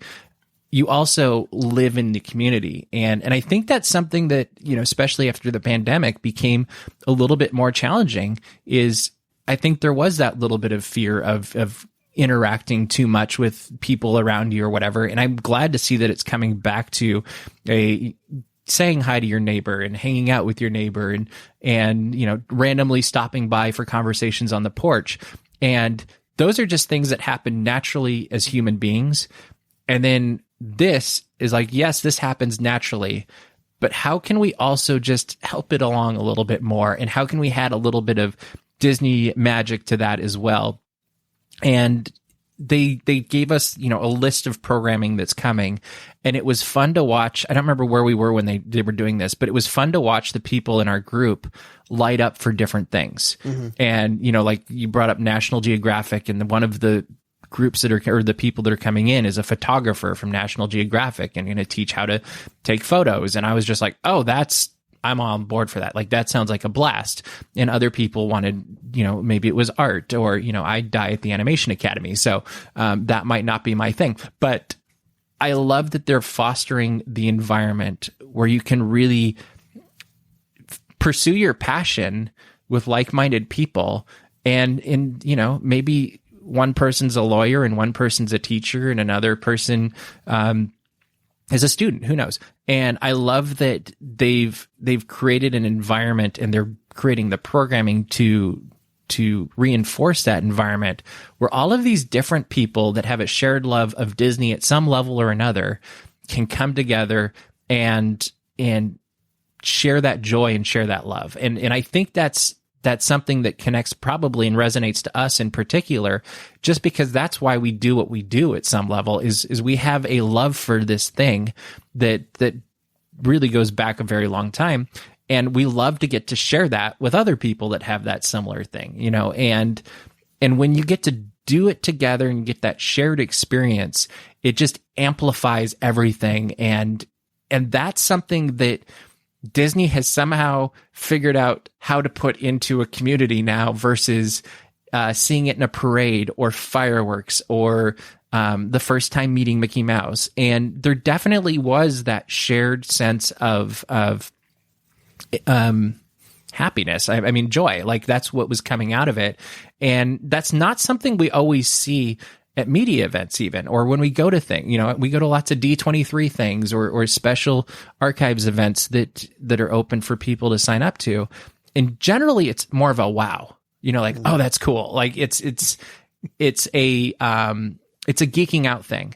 And I wouldn't say, yes, we geeked out at certain individual things during the 2 days that we were there, but I would say more, we walked away with a real feeling of happiness and joy and togetherness. Like, they fostered the sense of community they're trying to build in Cotino with our media group. We've done, I don't know how many media events through the years. How often do we all get together and take a picture by a sign? Like, and we're like, no, we have to do that. Like, it just doesn't happen. And it's not because we don't want to. It's just because that's not the focal point. Usually the focal point is, this is the story we're covering. We now need to run and cover it as quickly as we possibly can and get it up and not sleep for 4 days. But, which still happened. But because of the environment that they created and the culture that they're creating in this, I think we all walked out by the second night going like, oh, we really need to celebrate this and remember this and get a picture and carry it on with us, because it is so different than what we normally cover. Well, that photo, to be clear, was also taken immediately after we gathered around one of those communal tables, and we were literally and metaphorically dumping our wallets and purses onto the table to see if we can combine our funds to actually afford to go and purchase one of these as a communal vacation home. And I think it's important that we talk about that aspect of it, because this does obviously come at a price. Look, even the Artisan Club, to be very clear, the Artisan Club is a voluntary paid membership on top of home ownership. And that membership is limited currently, and I think currently is probably the operative word, currently limited to Cotino residents. And there's a core membership, there's extended membership, whether it's for your spouse and kids, and there's an extended membership for multi-generational families that are going to run you, $20,000 in order to get access to the private beach, to the pools, to the courts, to the paddle boarding and kayaking and all the stuff that you can do on the water, the ability to dine at Architect's Fork and Plot Twist, and some of those special events and storytelling dinners, and the overnight access at Parr House if you want to go for a bachelorette party, your daughter's Sweet 16, whatever it might be. So there is it's, I think, very intentionally positioned, not like a golf club. It's more about a creativity and lifestyle club. Like, it's Club 33, but every single day. Like, you sort of live in that model every single day. And, there might be a sticker shock value to that. But when we start talking about the homes next and the prices, $20,000, relatively speaking, I'm a podcaster, relatively speaking, for those who are buying a second or third home in Cotino, it is relatively de minimis-ish, right? And I think, go ahead. Just think about how much people spend on other things. And like, out here, my Magic Key is now closer to $2,000 than it is to what used to be 200. And when you think of the, it's not cheap, and it's not something that's ever going to probably be in my budget. But when you think of what it's offering and the distinctiveness of it, it kind of made sense, because if they made it too low, I'm sure there was a ton of thought put into this price point, because if it was at a too low of a level, and it was too easy to get in, I don't know that they would get the same cultural return on what they're investing in. And yes, there's the monetary return that they're looking for as well. But I think there's a very intentional choice made of, if we put things at this level, and even the location that they put it in, I think all of that was part of an equation that not only makes this a profitable business, because as we need to remember all the time, Disney is a business and not a public amenity, but they need to make a profitable business, but they also need it to be a profitable community, or a successful community. And that's a challenge. That's the harder part. It's not impossible to make money off of a community. What's much harder to do is create a community that's, reaching into that whole, inspiration, creation, and collaboration thing. And that part was the part, I think, even as I've been thinking about it for a week, is that's really intriguing, how they're going to make that happen. And part of that is you have to have people buy in enough that they're willing to not just invest the money, but also invest their time and their efforts. And, I remember I used to do youth group events, and we would do lock-ins for free and nobody would show up. But if we put a $5 or a $10 fee on it, which literally we just threw into pizza and soda, everybody would be like, the thing would just, we couldn't get, we didn't have enough space then. And I wonder if there's something to do, or, there's some sort of logic like that happening here as well, where they're like, we need to hit this certain mark financially just to know that people are going to take it. I don't want to say seriously, but take it seriously and really invest in the community, just like we're investing in the community. And look, this is not, and I understand, I'm sure we've seen, the internet being the internet, and sometimes there is pushback when things like this are announced and figures are attached to it.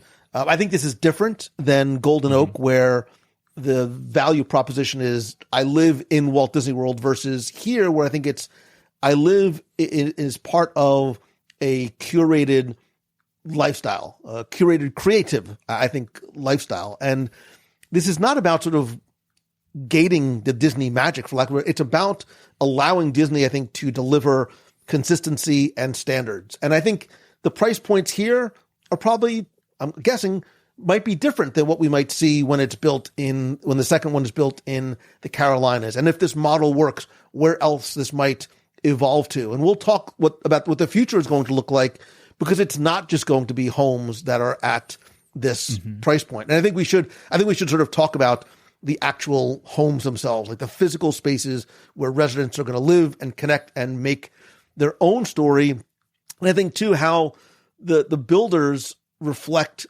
because there are multiple builders, reflect Disney's approach to storytelling and design and attention to experience. So right now, there are 3 different builders and 3 different collections. There is Shea Homes, which is building the Atelier 2, like a cottage collection.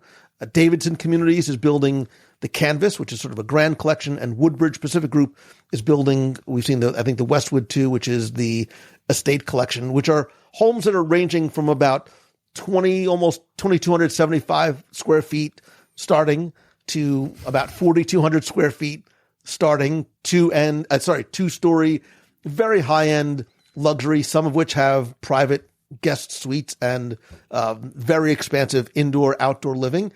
And look, these homes are going to start in the mid $1 millions, and I think the estate collection starts in the upper $4 millions. That is a certain price point that is going to attract a certain customer, more importantly, a certain resident. And I think it's reflective of both the Storyliving by Disney brand, the build quality, and I think you are in very much a premium location of a premium location. You're in the Rancho Mirage, Coachella Valley, and some of the unique community amenities that are going to be built in there as well.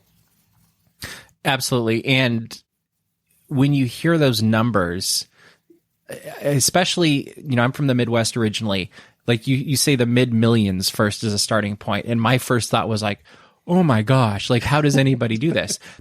But then you start thinking, like, living in Orange County in California here, I'm like, you can't get anything for that. Like that's sadly, like when you look at the houses that we got to tour, so we toured 3 houses during this media event, and all of them were gorgeous. All of them had more space than most houses I've ever lived in. I might have lived in a farmhouse as a kid that was massive, but the space in each of them there was a lot. And then you look at location. That's a big deal too. And I kind of walked away from it, especially when I started looking around my neighborhood as I'm walking around, is this isn't the end of the world for a California priced house.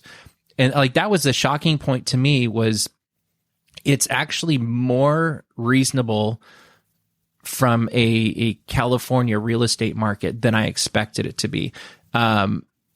Maybe not so much for being in Rancho Mirage, because I think the further you get away from the beach, the less expensive generally it is. But it really shocked me that was the entry point.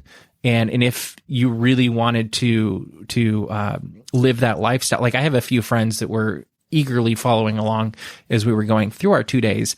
And obviously at some point the price point comes up, and I was like, well, they're saying you can start, mid 1 millions. And they're like, oh, that's it. And they live a very different lifestyle than I do. And that's, they must have a really good podcast, right? They have something, but I appreciate that, like, as daunting as that seems to me, and like, that just blows my mind, is for some people that's kind of that's an expectation. And I don't completely, I can't say that I completely resonate, or I don't resonate at all with it, but I don't completely understand it. But I recognize that other people do. And for the people that are going to want to live in this and want to have that lifestyle, and then want to spend the extra money to stay at Par House or go to Disneyland with, 30 of their closest friends, like on a regular basis, like that's kind of the expectation of, that's what you get when you go into a community like this that is gated with security, that are the loveliest people you'll ever meet, and is, providing that Disney experience with Disney cast members. And while you are moving into a community and you're just buying a house as your entry level, I guess you could say, for Cotino, I would almost think at that point you're also going to just get the Artisan Club as well, because then you're getting the full experience. And it's kind of one of those things I've gone back and forth on in my brain, is you think of that second house we went to, which I think was made by Woodbridge, and it was massive.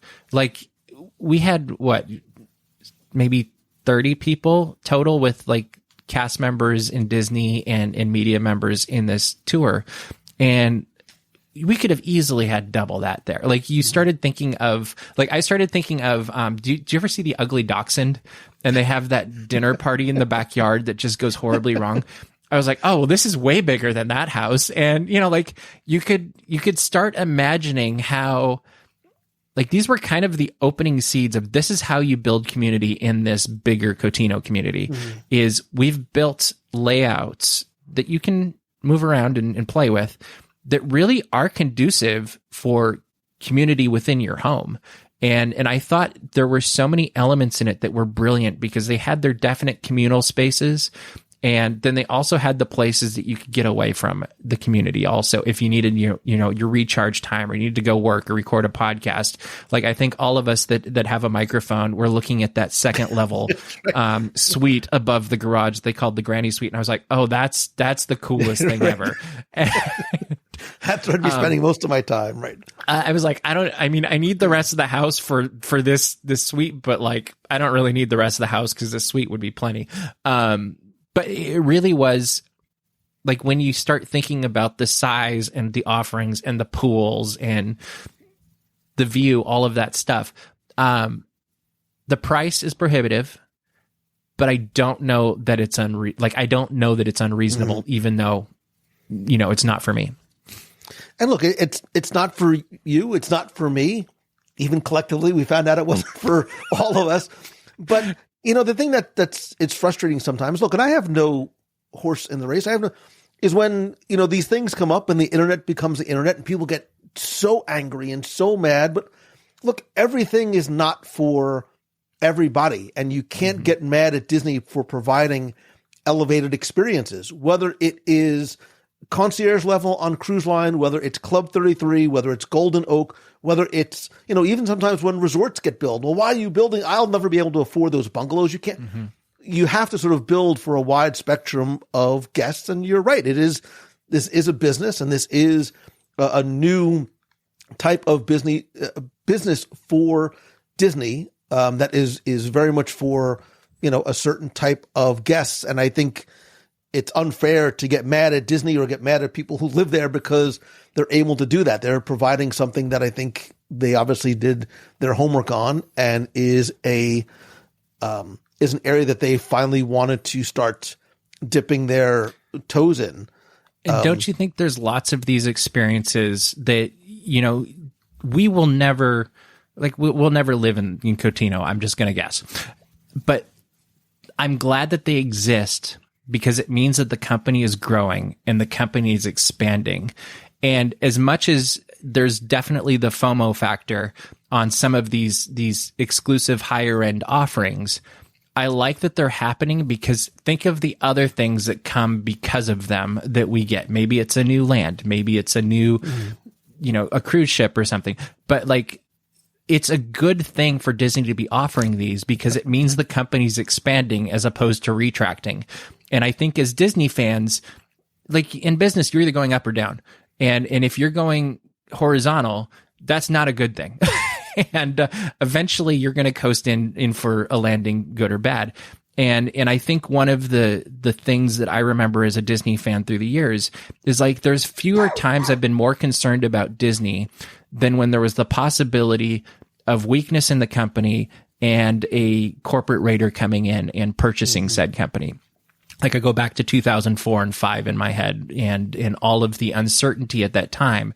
And it was a celebratory time because we had the 50th coming up, but we also had that like, oh, is Comcast going to buy Disney and split it up? And so as kind of that, I don't know, historical Disney fan now, and this is going back to us maybe being the old guys in the room, but, as I look back at these things, I'm glad that as we move forward, we're getting more of these things that I can't afford and I probably won't experience just because it means there's going to be more Disney options for me to experience because there'll be more stability. There'll be more magic that comes out of the things that they've invested in. And that's an okay thing. I think that's a thing that should be celebrated perhaps more than we do. Maybe because we just don't think about it that way too. I don't know. And I was going to save this for later. I think maybe it's an appropriate time to talk about it now because I think the question that keeps coming up is, and there's more I want to talk about the structure, the physical buildings themselves too. But I keep getting sort of asked, well, who is Cotino for? Is Cotino for the high-end Disney fan that is looking for a luxury Disney community to live in? Is this for the Club 33 and Golden Oak members that are looking for a second, maybe third home? Or is it for folks that are looking for a high-end luxury experience? Maybe are not necessarily Disney fans, but understand and can appreciate the level of the very high standard, the level of excellence, the exceeding expectation that Disney does very well. I would argue that it's probably a combination of both. Mm-hmm. I was, as you were saying that, my answer was like, yes, because all three of those groups are going to love it. And I know people in all of those groups and they are the ones that pop into my head of like, oh, I could see this person living there. I could see that person living there. And then there's other people that maybe it's not their thing. Like I very much invested into, I would rather live in a smaller space that has, less financial and time investment so that I can spend more time going to Japan or going to France. It's where you place your value for your time, your money, and in your life.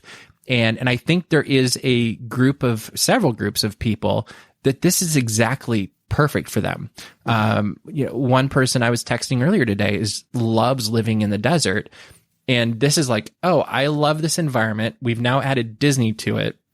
And it looks gorgeous. Sign me up. Like I would, if I were to pick one person that will end up living there someday, that would be the person. Right. And maybe it'll be their first home. Who knows? But it's very much for those three groups. And I think we even met some people randomly as we were walking around that kind of fit into a couple of those groups during the opening night. And I think there is that. I don't think it's supposed to be exclusive. I just think it's this is the offering we have at the price point that we can do it at and make it equitable both for the company and also for the resident. And the people that value that might not be the loudest people on the internet, but they're showing up and they're saying, hey, I would like this level of house. I would like to either add or detract whatever rooms that they can and make this, Mickey, if you want, you can put a Mickey pool in your backyard. Like you're allowed to do that. But I think those are the people that are showing up for it. And I don't think they're necessarily the loudest people on the internet.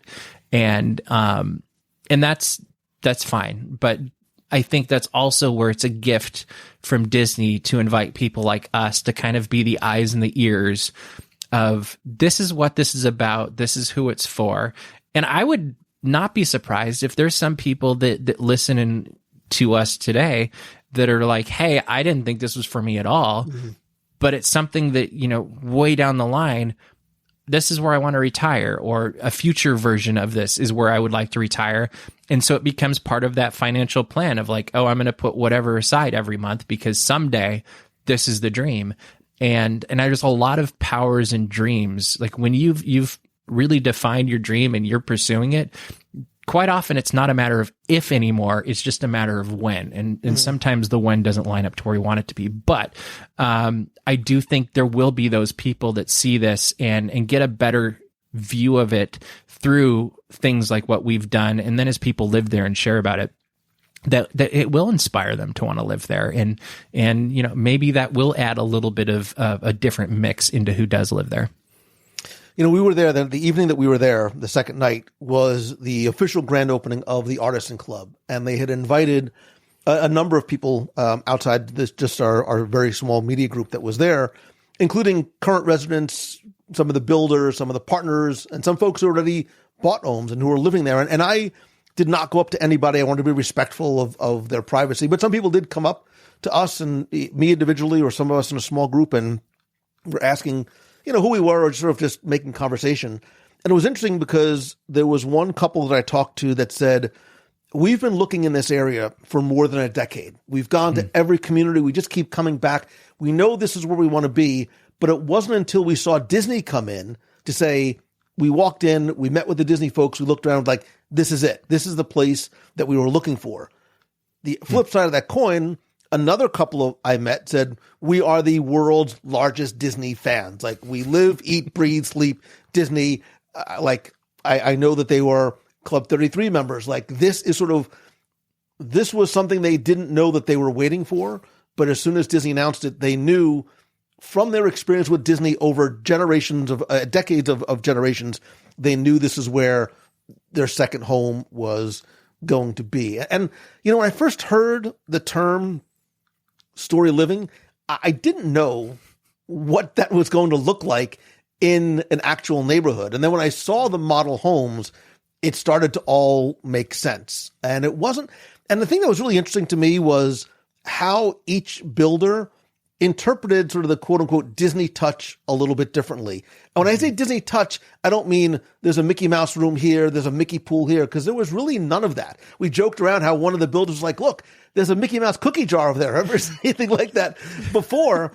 But each builder, and look, we all had sort of relative recency bias until we sort of fell in love with each home for a different reason. Like the Shea homes, the first home felt, relatively speaking, again, sort of the most approachable. It was simple. It was simple. It had a good vibe. And it was comfortable. Yeah, like I think which will resonate with a lot of people. It seemed very sort of effortless because it was not incredibly huge. There was something very, very comfortable about it. That second home from Davidson community really lent itself to those open social kitchens and social spaces. Like, I think you may have even said something like this earlier. It almost felt like a little community within the home itself because you all have different places and spaces that you can go.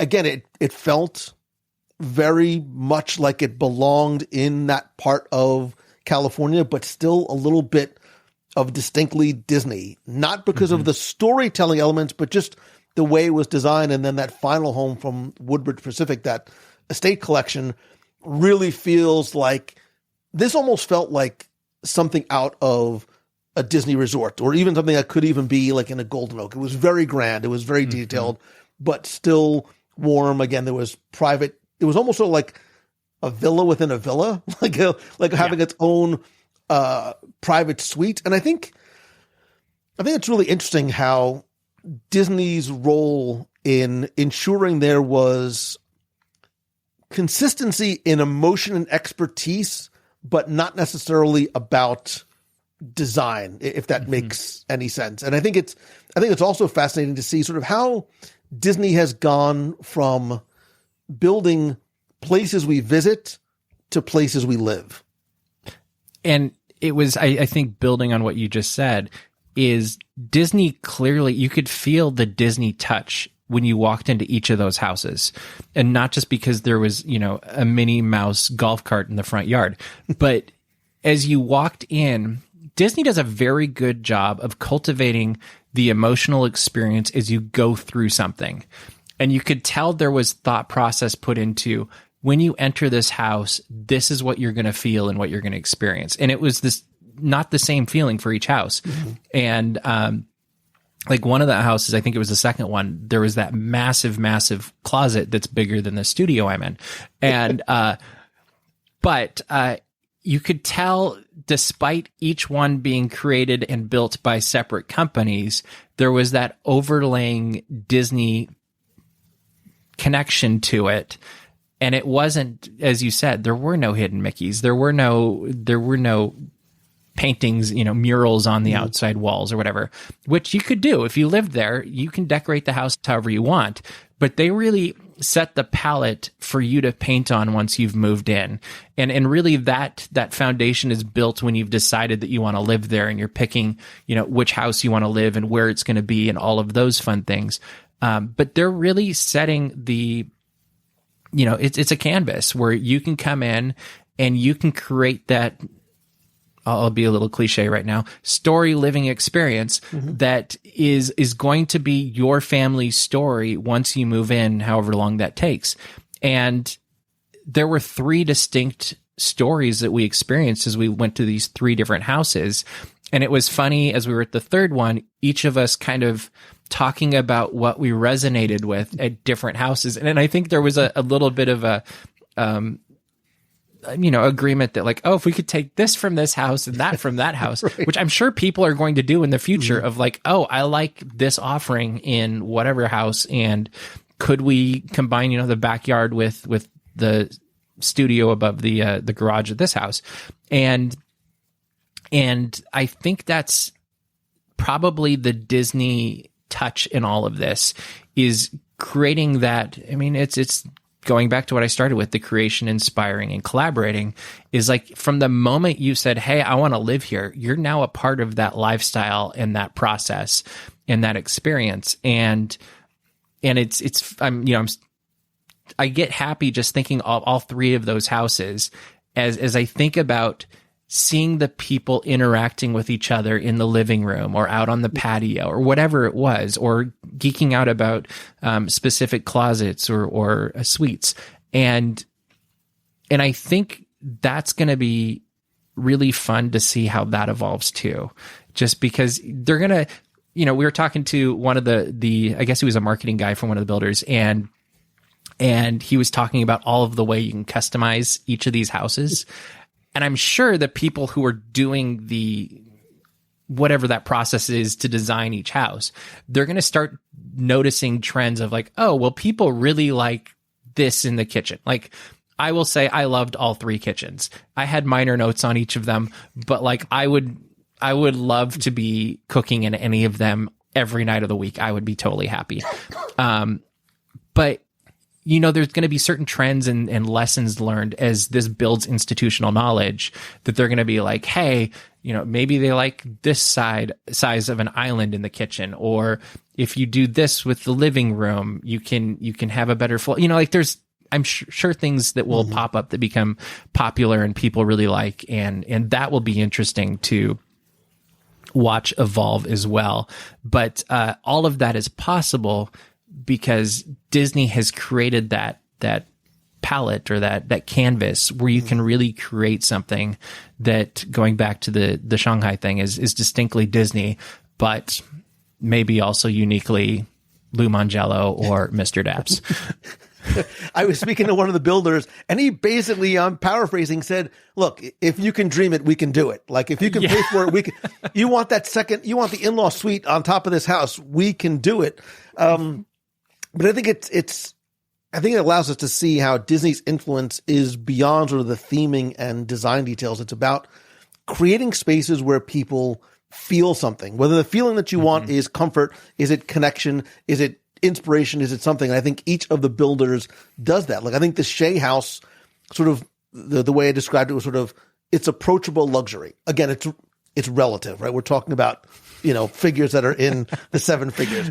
But from a relative perspective, the Davidson really, I felt, was about that social design. They were designing for flow and community. And I think the Woodbridge, again, houses that are in the mid fours, is very much about that elevated, almost more private, high-end living. But they all sort of integrate the same thing, right? The views and the flex spaces and the ability to adapt to whatever the homeowner wants. And I know that there's a lot that we're trying to, cover and convey. And I think we've both been sort of creating content, and we'll have more about that too. But I think sort of stepping back a little bit and zooming out, like, what does this mean for the guest, for the person, for the Disney fan that is starting to dream about wanting to live in the magic, as it were? And I think it's important to note too, this is phase one. This is phase one of Storyliving itself. They've already announced another Storyliving community called Asteria in North Carolina, which is also, again, going to include thousands of residences. I think they're going to start selling in 2027. This Cotino is going to be building a town center, retail, dining. They already started to announce some of the, for lack of a better term, sort of the operating participants that are going to come in. There's also going to be some public spaces. There's going to be access to a public section of the Cotino Bay beachfront. That's going to open up next year. I sort of envision, we didn't get to go over there, but I sort of envision like a desert version of Disney's Boardwalk meets Disney Springs. So it's not just for residents, but also for locals and guests. And I think by attracting a variety of commercial tenants and businesses, it's going to provide not just residents, but people in the area a lot of different options for socializing and programming and dining and curated art and music and things like that, and allows people who maybe can't afford to live in Cotino, at least in this early phases, the ability to experience Cotino. Well, I also think the whole region, it will make it even more of a destination than it already is. Because you think of, for the Disney fan in particular, you can go down and kind of have that connection with Walt and just feel what it was like in that area that once inspired him. Then you can spend the day going to Cotino Bay and shopping and dining there. Maybe you stay the night there, and then you spend the next day going over to the Air Museum and seeing Walt's plane. And I love that they're starting to create it's almost another place that kind of becomes a place to connect with Walt. And, as Disney fans, we like to go to these places that are somehow connected with Walt. Maybe it's Walt's Barn up in LA, or the Walt Disney Family Museum, or go to Marceline. And this is almost creating another one of those, because it's now creating a place where you're feeling a realization of Walt's dream in perhaps a way he didn't even realize. But there's still that through line of the story of community and creating something better than came before. And also, he had the culture of let's keep polishing and plussing up. And I fully expect that to be happening at Cotino as well. And then also getting to connect with, 15, 20 minutes away as Walt's plane. Like, I think it creates a new destination for Disney fans to go. I also think it's a great thing to see how it connects with the surrounding community, because they definitely aren't just making this isolated thing. They are saying, hey, this is a place that the public is welcome. And that's good for two things, because one, it makes for a healthier community at large, but two, you don't know who's going to come through and spend a day on the bay and decide, hey, you know what? I'm on this side today. Someday I'm going to be on that side. And which is funny, because we were on that side and we all were like, I kind of want to go over to the other side. But grass is always greener, I guess. But I think it'll be interesting, especially with this being the first one, because this is very connected to the environment around it, the community around it, and the story that Walt Disney started in the Palm Springs area decades ago. And when you move over to the East Coast, that's a different story. That's a different environment. That's a different community. And my question mark is like, oh, what does that look, feel, what is that like once it gets to that point? And that's going to be something that's, I think, very interesting. And then if there's more of them, how do they connect with their local communities and their local interests and their local Disney stories? And only time will tell that. And to that point, as I said, this is phase one. And if you look at the plot map, you see that there are multiple phases of building. We've talked about how there's the space for 1,900 plus homes. On that map is also space for condos, right? Which I'm assuming are going to come in at a different price point. There's a chance. There's also space for a hotel, right? So again, these can all change. Time will dictate what Cotino is eventually going to continue to evolve into. But what I think Disney is creating is not, and I don't want to use the word just, but not simply a residential community centered around all the things that we've been talking about and storytelling, etc. But they're really potentially creating a destination. Can Cotino eventually evolve to something that is not just for residents, not just for people who are local or visiting Palm Springs, but folks who want to go and maybe have a condo there, maybe go and stay at the hotel there? And if so, is this the first step in a series of footprints that Disney is going to put around the country, potentially around the world, for similar type destinations? I say maybe. And I think potentially history is going to look back on this time, the weekend that we were just there, as a monumental step for the Disney company, going into a very different type of business and business model that I think can and will become not just a single or two places around the country, but something that could be a very, very important and impactful, and I don't just mean financially, part of the Disney company and brand. Well, I think you're completely right there. And that's assuming that we see happen the picture that was painted for us. And like if it goes on the path that it looks like it's going for, I think the sky's the limit with this. And that will be very interesting to see how that grows and how that changes things. And I was thinking as they were doing the opening ceremony in front of the Parr House that night, like, it was beautiful. It was, like, they had the lights and they had the colors and the glowing things in the water, but it was also very subdued. And it wasn't something that was like fireworks and confetti and big, loud, moments. Instead, it was more a connection moment. Like, it connected with the people that were in the space, it connected with the community, and then it connected with Disney as well. And I kind of felt like it was one of those moments where Disney's saying, hey, we have all of these things that we can do, and we're using all of them to do this now. And this is going to be new, and you're probably going to love it. And to me, it's almost like a Disney's Animal Kingdom when that first was announced and thing came to be, is like, well, what do you mean animals? Like I remember thinking that. I'm like, Disney's going to have a safari? Why? What do you add to animals? And now it's one of not a zoo. It's not a zoo. Right. It's not a zoo. And I think in some ways there's a correlation between those paradigm shifts is where Animal Kingdom kind of redefined both, it's not a zoo and it's not a traditional, Disney theme park, castle park, whatever you want to say. I think this is doing the same thing. It's not a traditional, housing complex. It's not a hotel resort. It's something different that builds off what Disney already does well. And I think it could be foundational for future options for this. If it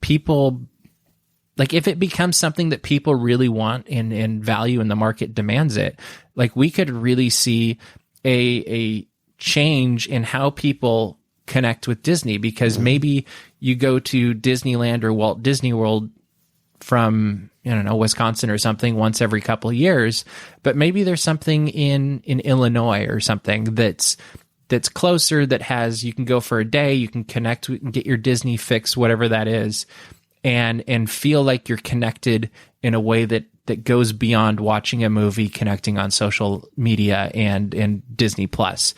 And I think when you have that kind of connection, it goes deeper than the I don't want to call it passive connection of when we're connected on social media or through movies and all of this stuff, but there's a deeper connection that comes out of that. And I think we experienced that we just got the tiniest taste of what that's like. And I think everybody that experienced it in our group really did walk away feeling they'd felt something special and different. And that's kind of that's an interesting place to be in. And I really hope it's something that people don't listen to the naysayers and really go check it out for yourself. Because it's like all of the things that we cover. It looks one way through a screen and it might look great. It's never as good as if you go and see Fantasmic and sit in the front row and get wet, or World of Color, or whatever it is you want. Like there's something about experiencing it for yourself that I feel like you really have to have that moment before you can really make a good judgment. And I used to tell people like, people when they'd have complaints at Disneyland, I'm like, well, tell you what, I'll walk with you and we'll go sit in town or City Hall for 10 minutes. And then we'll go outside and you can tell me if you still think it's a complaint. And every time, once they'd experienced that space, they're like, yeah, that's not really a complaint. Like, this is a special place. These people are being completely lovely. And in the grander scheme of things, the Disney experience really does kind of cover all of the, imperfections. And it'll be interesting to see how that is translated into the Storyliving, and what does phase 2 and phase 3 and phase 4 look like as it grows and hopefully evolves around the country and maybe around the world. Yeah, and I think this is something that's not just new for Disney fans, but is a new way to create lifelong Disney fans, or maybe even lifelong Disney citizens, right? And yeah. Maybe the next step in sort of what the future of the Disney difference is, not just in how we vacation, but how we live. And one of the things, again, that struck me most about this is it doesn't feel like Disney is just selling houses. They're trying to really design how we gather and relax and celebrate and take care of ourselves and our families and friends. And from Walt's vision of Epcot to Celebration to Golden Oak to Cotino, you can actually see how Disney's sort of asking the same question that Walt did. How do we make everyday life better? How do we do it through design and storytelling and story living and community? And look, I think whether or not you or I can ever live in a place like this, you can feel Walt's fingerprints on it. His love of that area, his obsession with progress, and I think his belief around bringing people together around the literal and metaphorical table. So we want to hear from you. Like, would you like, I know the answer is yes. Would you like to live in a Disney community like Cotino? Why, or maybe why not? What about Cotino appeals or is intriguing to you? What other questions do you have about Cotino? We will try and get them answered for you. Come be part of the conversation over in the Clubhouse on Facebook at www.radio.com/Clubhouse. Better yet, call the voicemail at 407-900-9391. Tell me how you feel. I will play it on the air. You can share your thoughts and your questions. And then when you're done doing that, please go and visit Mr. Daps. Mr. Daps, first of all, thank you for sharing the Cotino experience with me. I really enjoyed getting to chat with you while we were there, and of course for your time today. Tell people who you are, what you can do, and more importantly, where they can find you. You can find me everywhere if you look up dapsmagic.com. Like, we're connected everywhere. And then if you're looking for me personally, it's at Mr. Daps for everything. We keep things very simple as best as we can with a name that is a little bit nebulous at times. But for those that don't know, it's Disney and Positive Stuff. That's what Daps stands for. And but yeah, connect with us. We'd love to connect with you. And sometimes I hop on the Wednesday night things too. They're a lot of fun. It's the Disney and Positive Stuff is one of the many reasons, top 10 reasons why I dig Mr. Daps and what you do. Thank you again for this. Thank you again for your time today. Hopefully we have a chance. I mean, we probably won't be able to go in halfsies on a house, but maybe we get a chance to go back and visit and see what future expansion and phases look like and see what Storyliving by Disney continues to evolve to. If you could snap your fingers right now and just put yourself anywhere in Cotino just for an hour, where would you go? I would go back to the beach bar. But I would like to combine it with the bacon-covered dates. I was going to say, if you can combine that with snacks and the misting fans, and they do serve stuff, but yeah. My idea to allow us, menu, did they? My idea to allow us to go back, and I said, look, to really convey what the Storyliving experience is like, let me live in a house for a couple of months. I don't think that idea actually flew. That may not fly, but I bet we could pitch a part 2 of our Cotina coverage and be like, hey, we'd like to do a live podcast from the Parr House, and you never know. I like how you're thinking.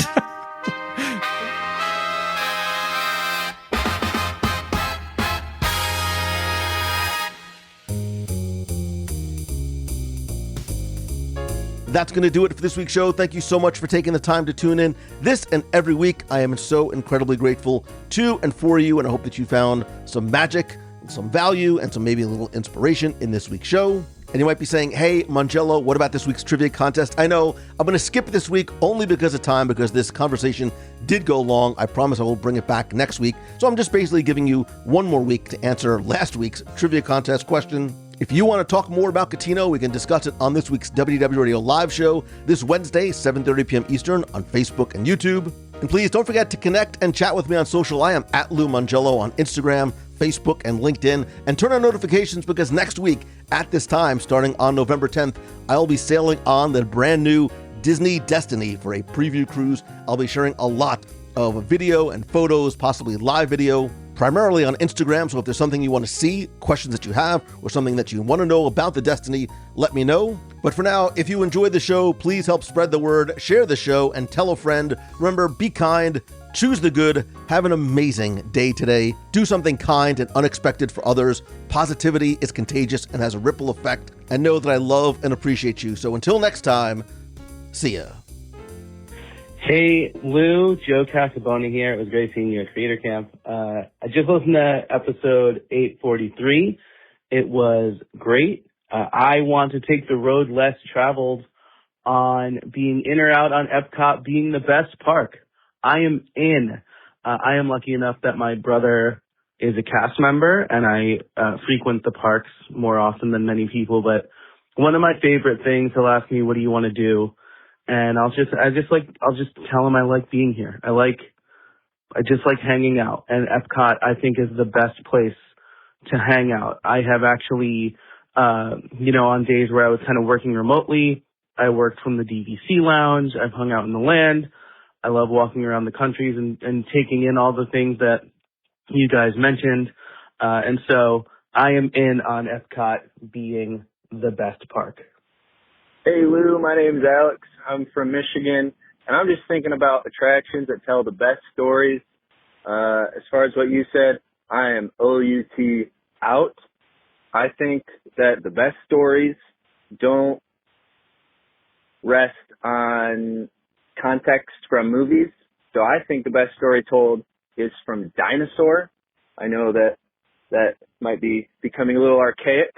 That is a joke. I think that the way that you go in, the initial immersion into the Cretaceous period, whichever period it is, and then you move through this story that is both comical and frightening, but also when the attraction ends, the story's not over, because then you see the dinosaur in the lab. I think it is a beautiful story, told immaculately. Thanks so much for what you do. Have a magical day, and bye. Well, it sounds pretty good. In fact, that's just the right spirit.